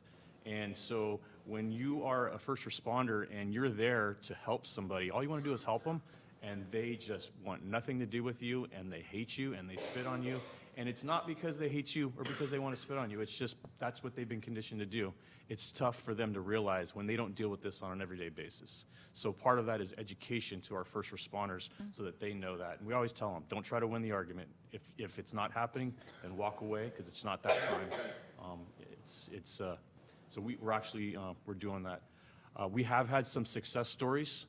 One of the success stories was a woman that was trafficked all along the West Coast through 5 or 6 different states, and she was very much in that category. She wanted nothing to do with us. She was reaching out to the hotline, but at the same time, once law enforcement was in contact with her, we thought we were going to bust in as the knight in shining armor, and boy, were we mistaken.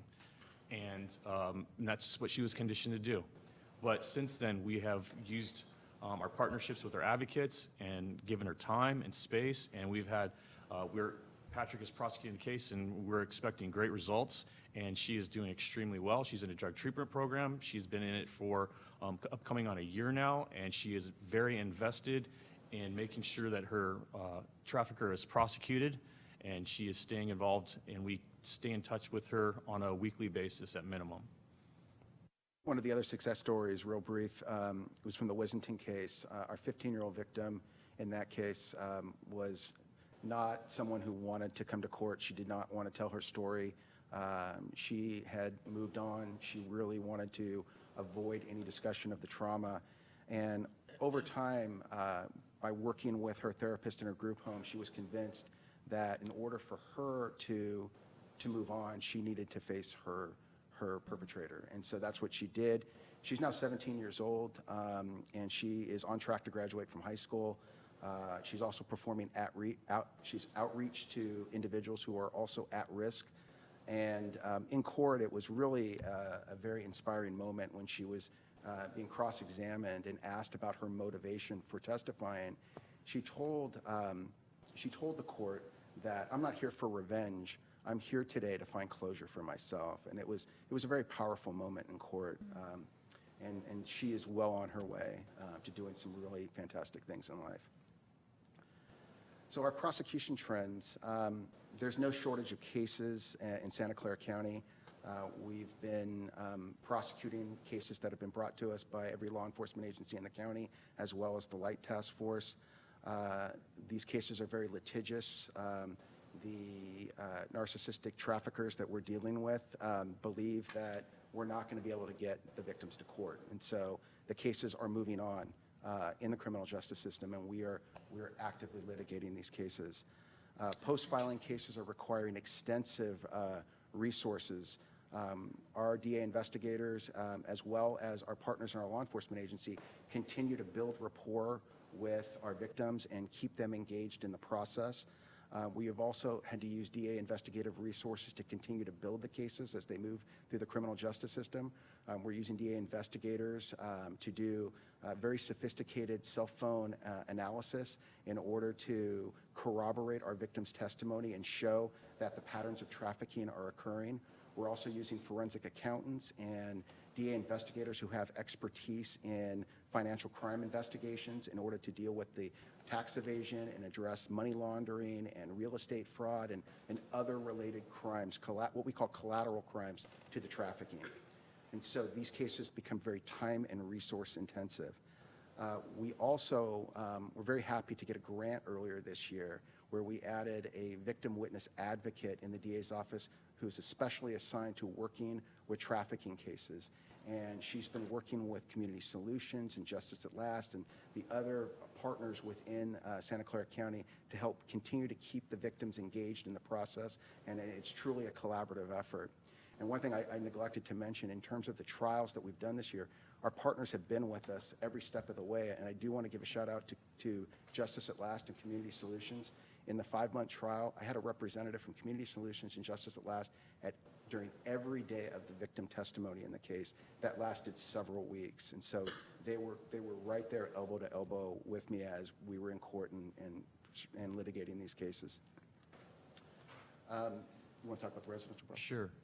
One of the most prolific commercial sex industries in our county and basically California and the nation is residential brothels. Majority in our county of residential brothels are going to be Asian women that are trafficked from China, Korea, or other areas.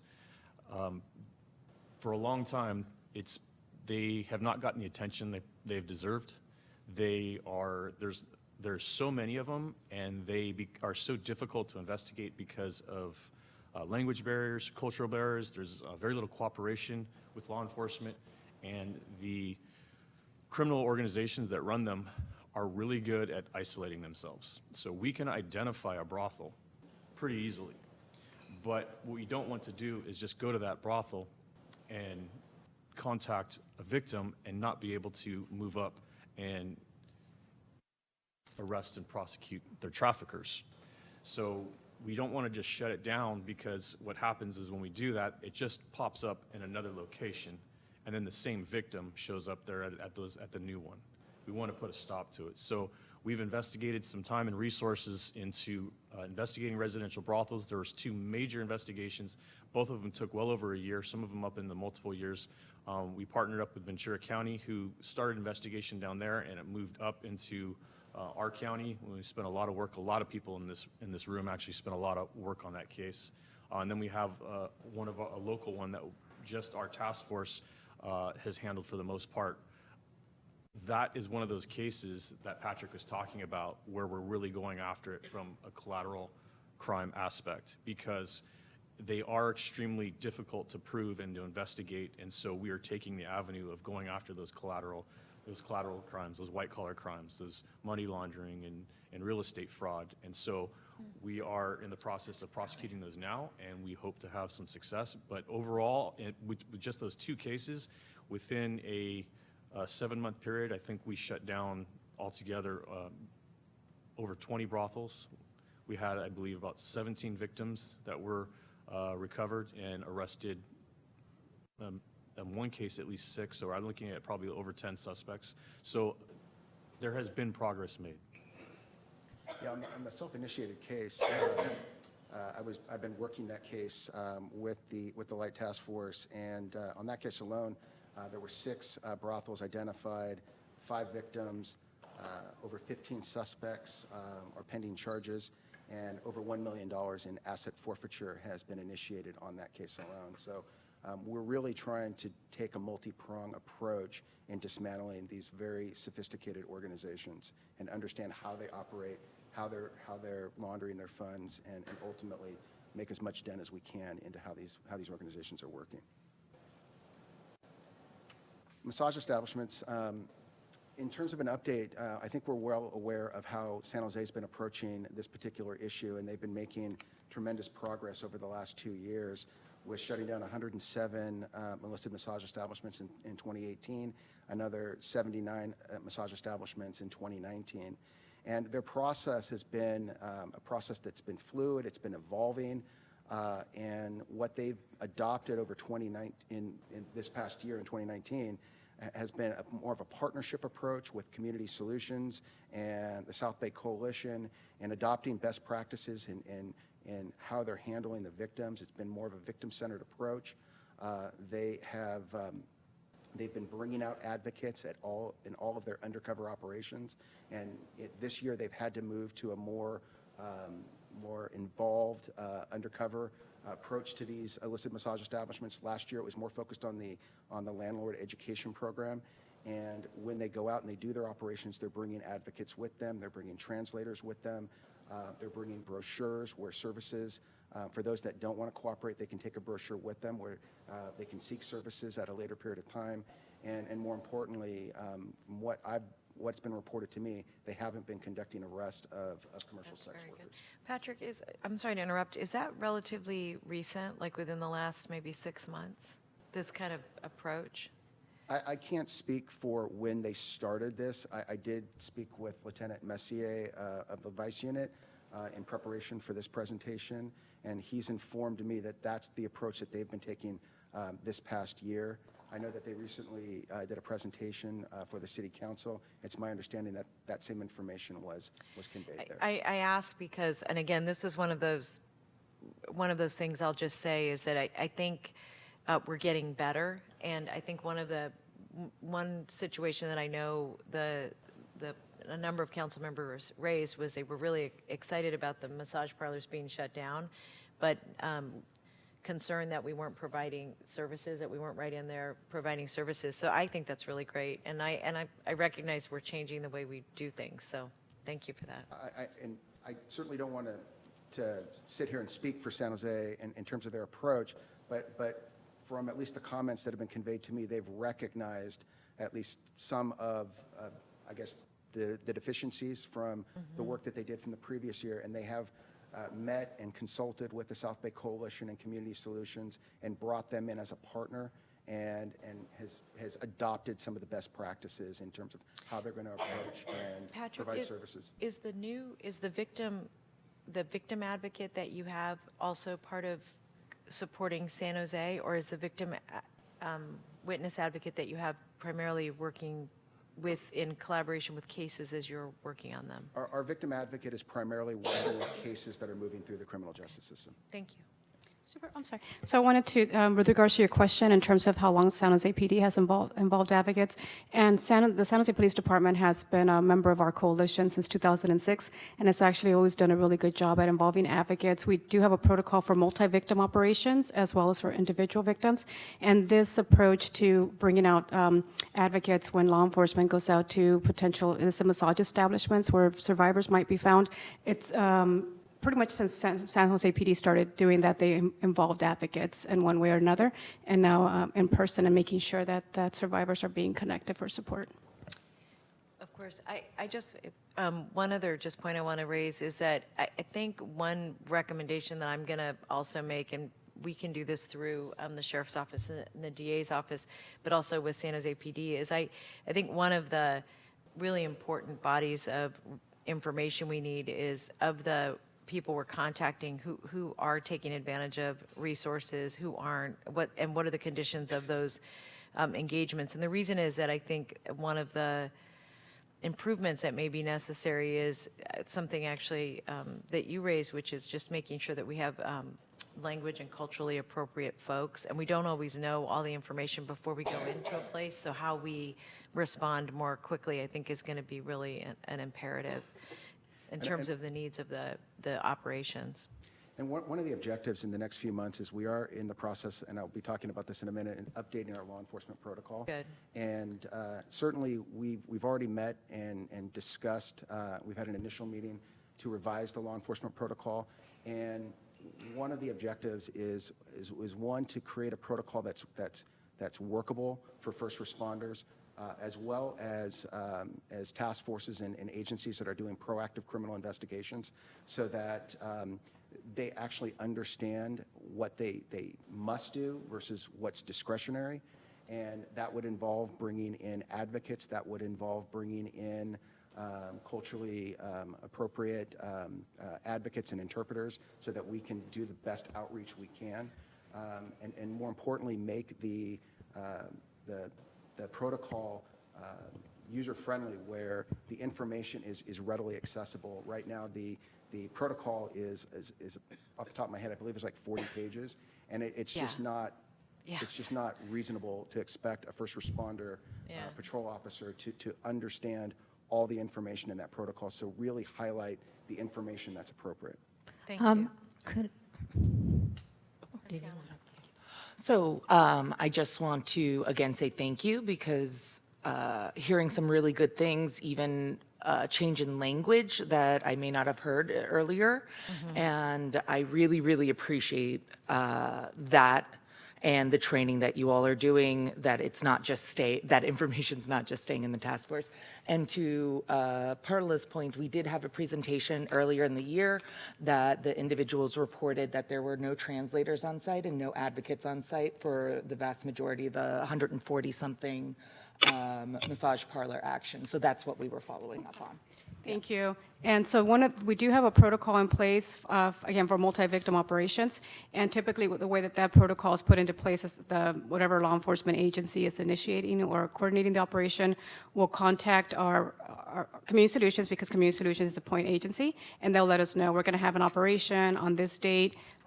We expect that the languages are going to be X languages. And Community Solutions is a point agency, but we work very closely with Asian Americans for Community Involvement, with the YWCA, and we also have different language proficiencies on our staff. So thanks to that information, we're able to be prepared and ensure that the advocates that come out actually speak that language.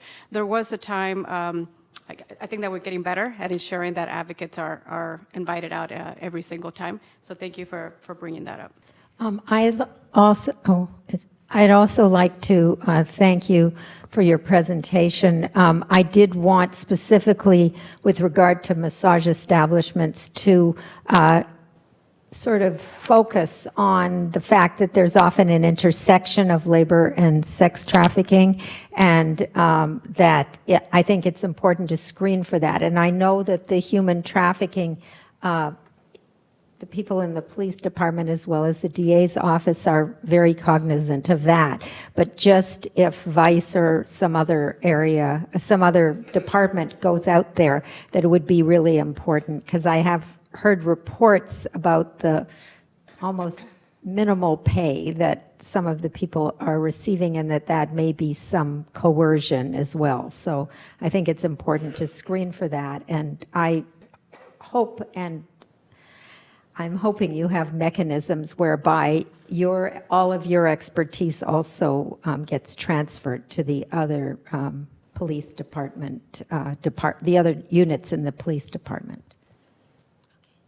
Absolutely. One of the things we're doing is, I know with the Sheriff's Office, we're accompanying code enforcement when we can.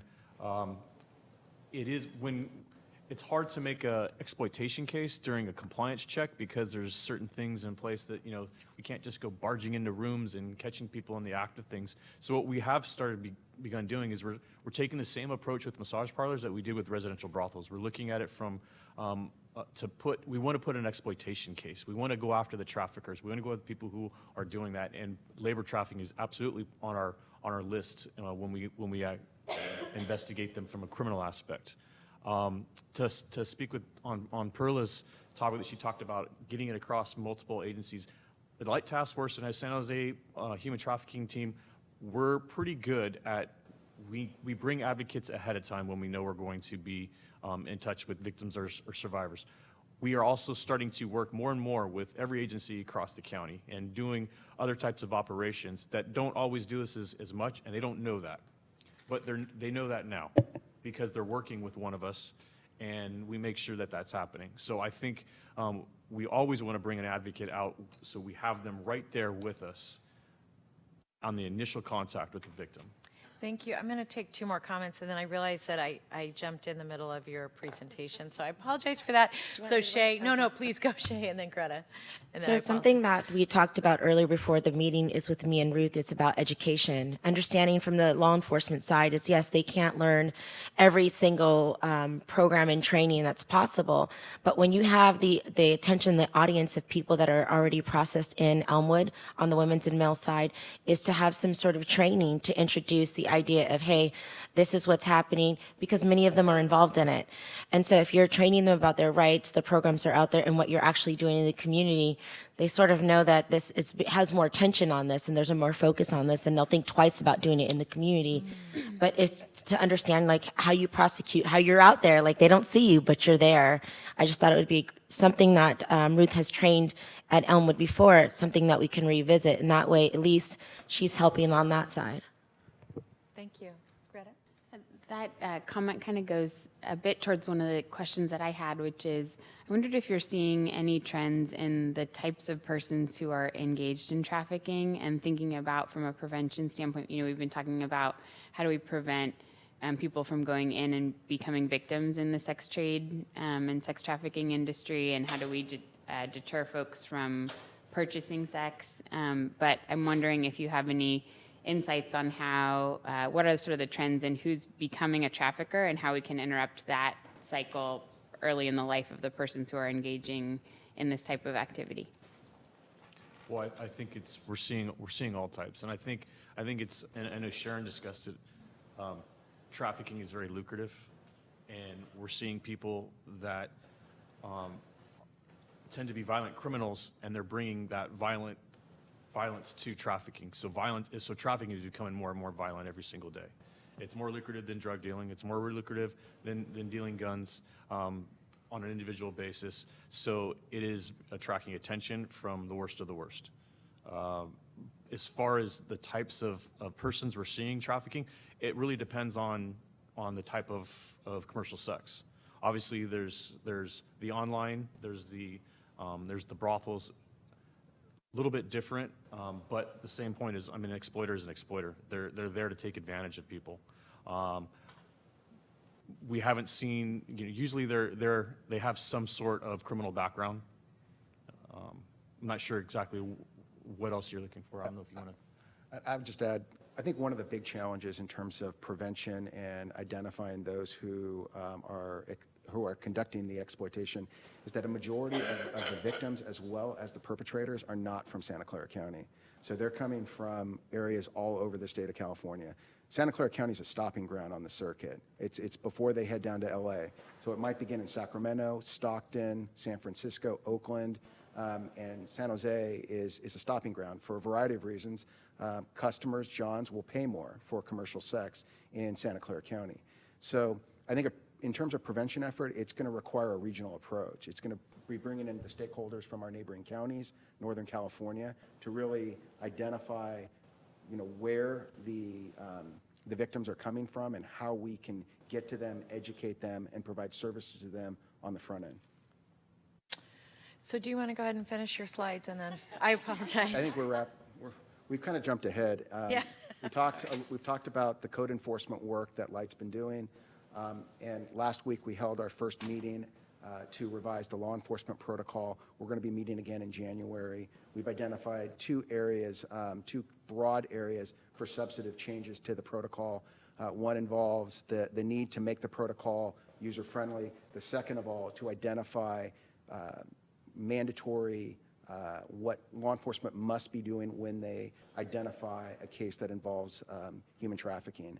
And that's kind of our approach. That's what we want to do in terms of making the protocol much more functional. And then in the meeting, we also talked about revising the CSEC protocol, which is incorporated into the human trafficking protocol, and we will be having a meeting before the end of the year on that.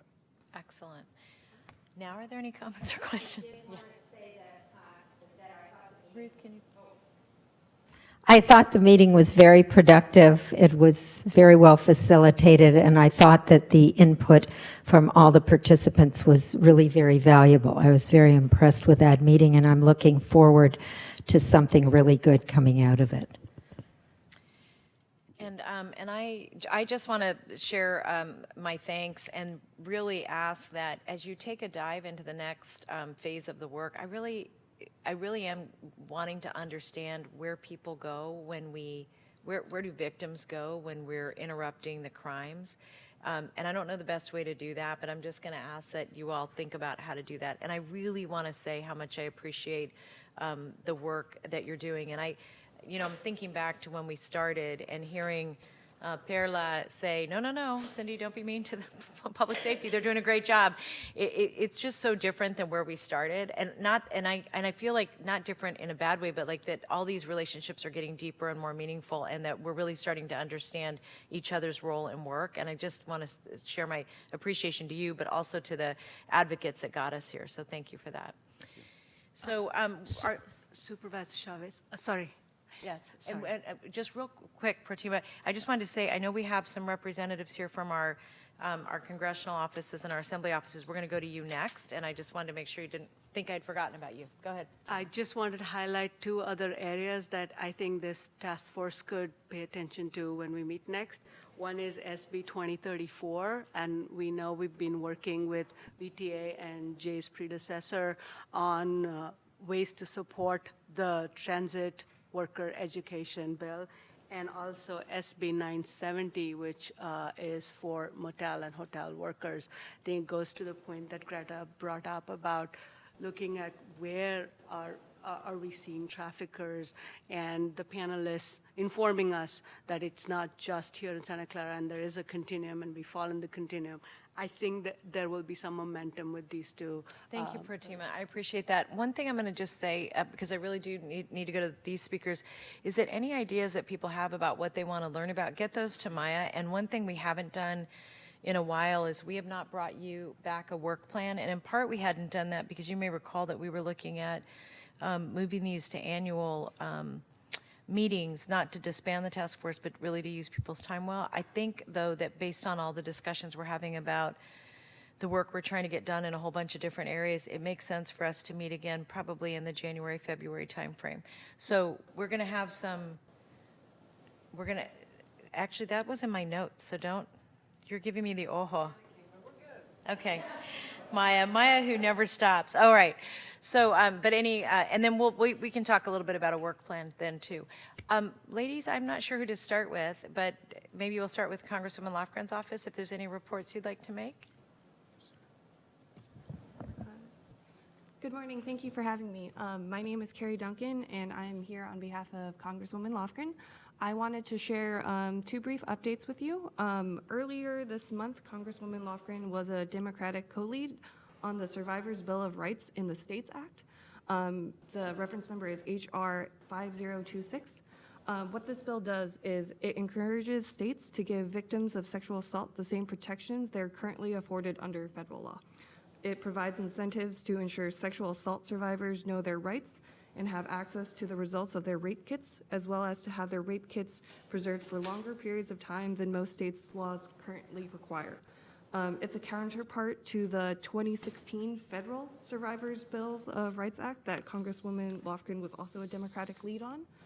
And I also wanted to briefly touch on the Violence Against Women Act.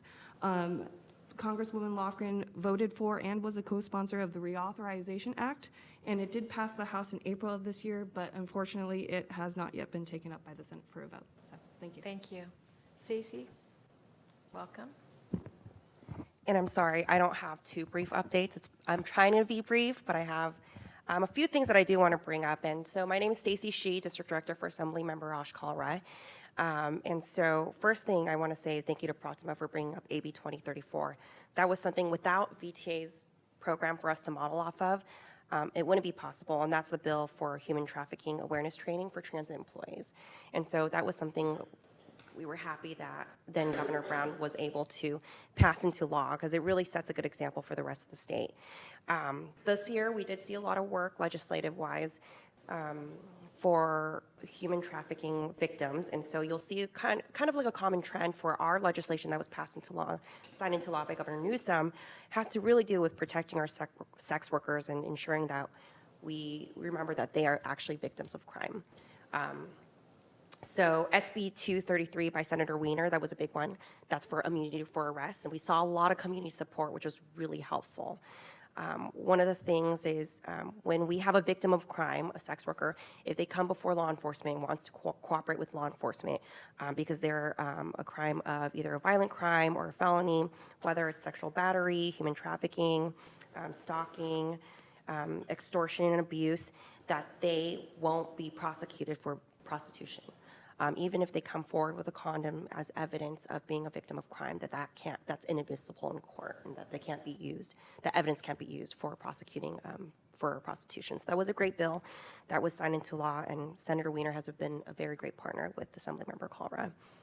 Another is AB 1735 by Assemblymember Bauer-Cain, and that's for that's for actually to strengthen the human trafficking caseworker victim privilege and that relationship. And one of the things is that this law really hasn't seen much substantial change within the last 15 years.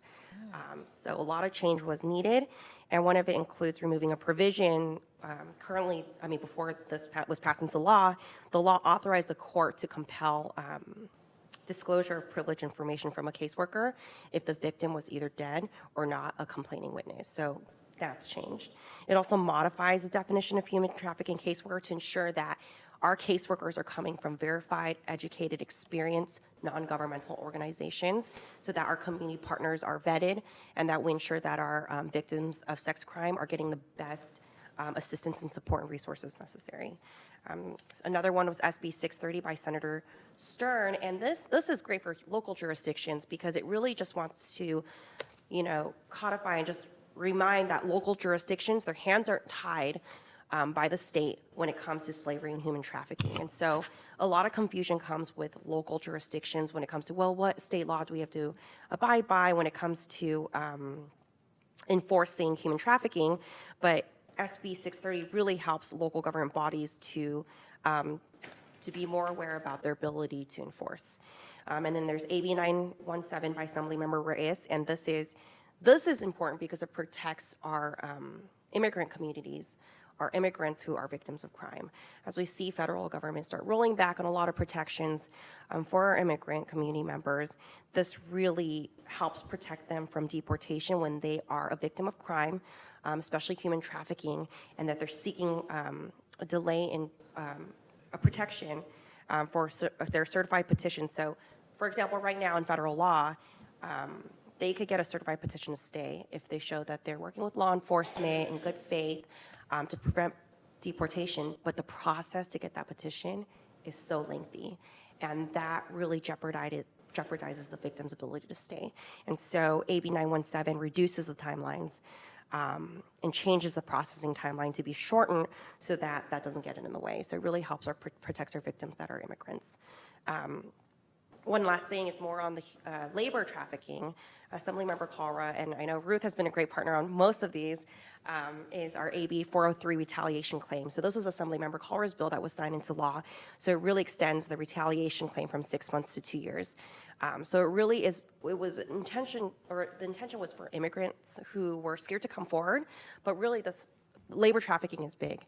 And if they're afraid to go to complain about something or whistleblow on their employer, and they don't know about the process or can't find legal aid, we can't restrict them to 6 months. That's not enough time. So extending it to 2 years does a lot to help protect our workers from labor trafficking, wage theft, labor violations. So that was a great one as well. So if there's things that you want to see happen legislatively at the state level, feel free to come to us. We want to open the conversation and make sure that we are productive in passing legislation that protects our sex workers and victims of crime. And so feel free to talk to our office about that. Thank you. Thank you, Stacy.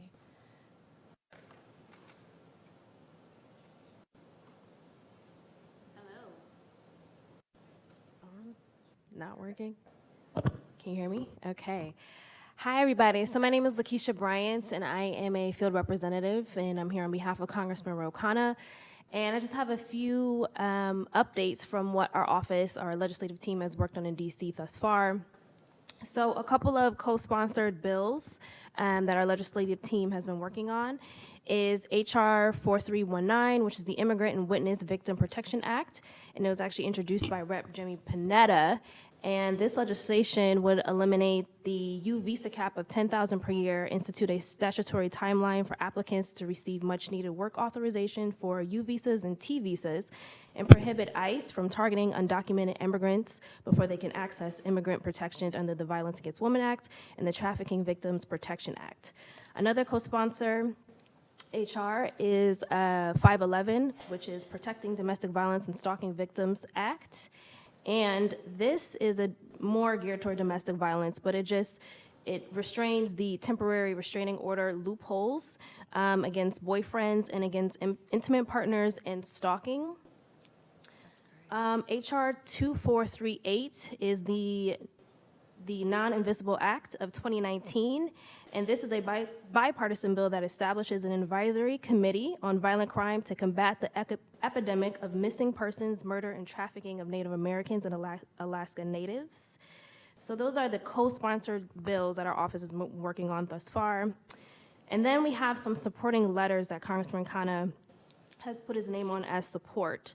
So earlier this year, Congressman Ro Khanna was a support to writing to the acting director of USCIS on a protect survivors of violence and the urge to rescind the notice to appear policy. In addition, Congressman Khanna also supported a letter that was introduced by Rep. Jackie Spear for requesting dismissal of Secretary of Labor Acosta in regards to the Jeffrey Epstein case. And let's see. Oh, and more recently in September, we were also a support for the letter written to the Acting Attorney General requesting clarity on how the Department of Justice addressing steathing, so non-consensual condom removal. So that is in the works right now. And then for next month in December, Congressman Khanna's legislative team will be working on introducing a bill that will look at the impact of the FOSTA and SESTA law. And also, we're going to be working with the Government Accountability Office to conduct a study on campus climate to see how the impact of sexual violence is impacting our college campuses. That's it. Thank you. I just wanted to add that that Congresswoman Eshu wasn't able to send anyone today, but she highlighted a number of the bills that you all raised, and her staff has been really active as well, and she has been really active as well with our other members of Congress on legislation that's protecting women and children. So with that, we're gonna end our meeting today. I want to say thank you to everyone. When we do our meeting in whatever January, February timeframe it is, Maya, and first of all, let's give Maya a big round of applause. She's been doing so much work on this. Really, truly, just amazing. She got a woo from Jack back there. Good job. What I wanted to say is that for our next meeting, we may schedule it slightly longer so that we're better able to dive into a couple of discussion items. We may only have 2 issues on, and I thought today was better. I feel like whenever we get together, I'm trying to run you through so many things. It's not productive, but I really appreciated the discussion. So I want to thank all of you for coming and participating, everybody who came to speak and who joined us today. Thank you. Happy Thanksgiving. Stacy, can you stay for a sec?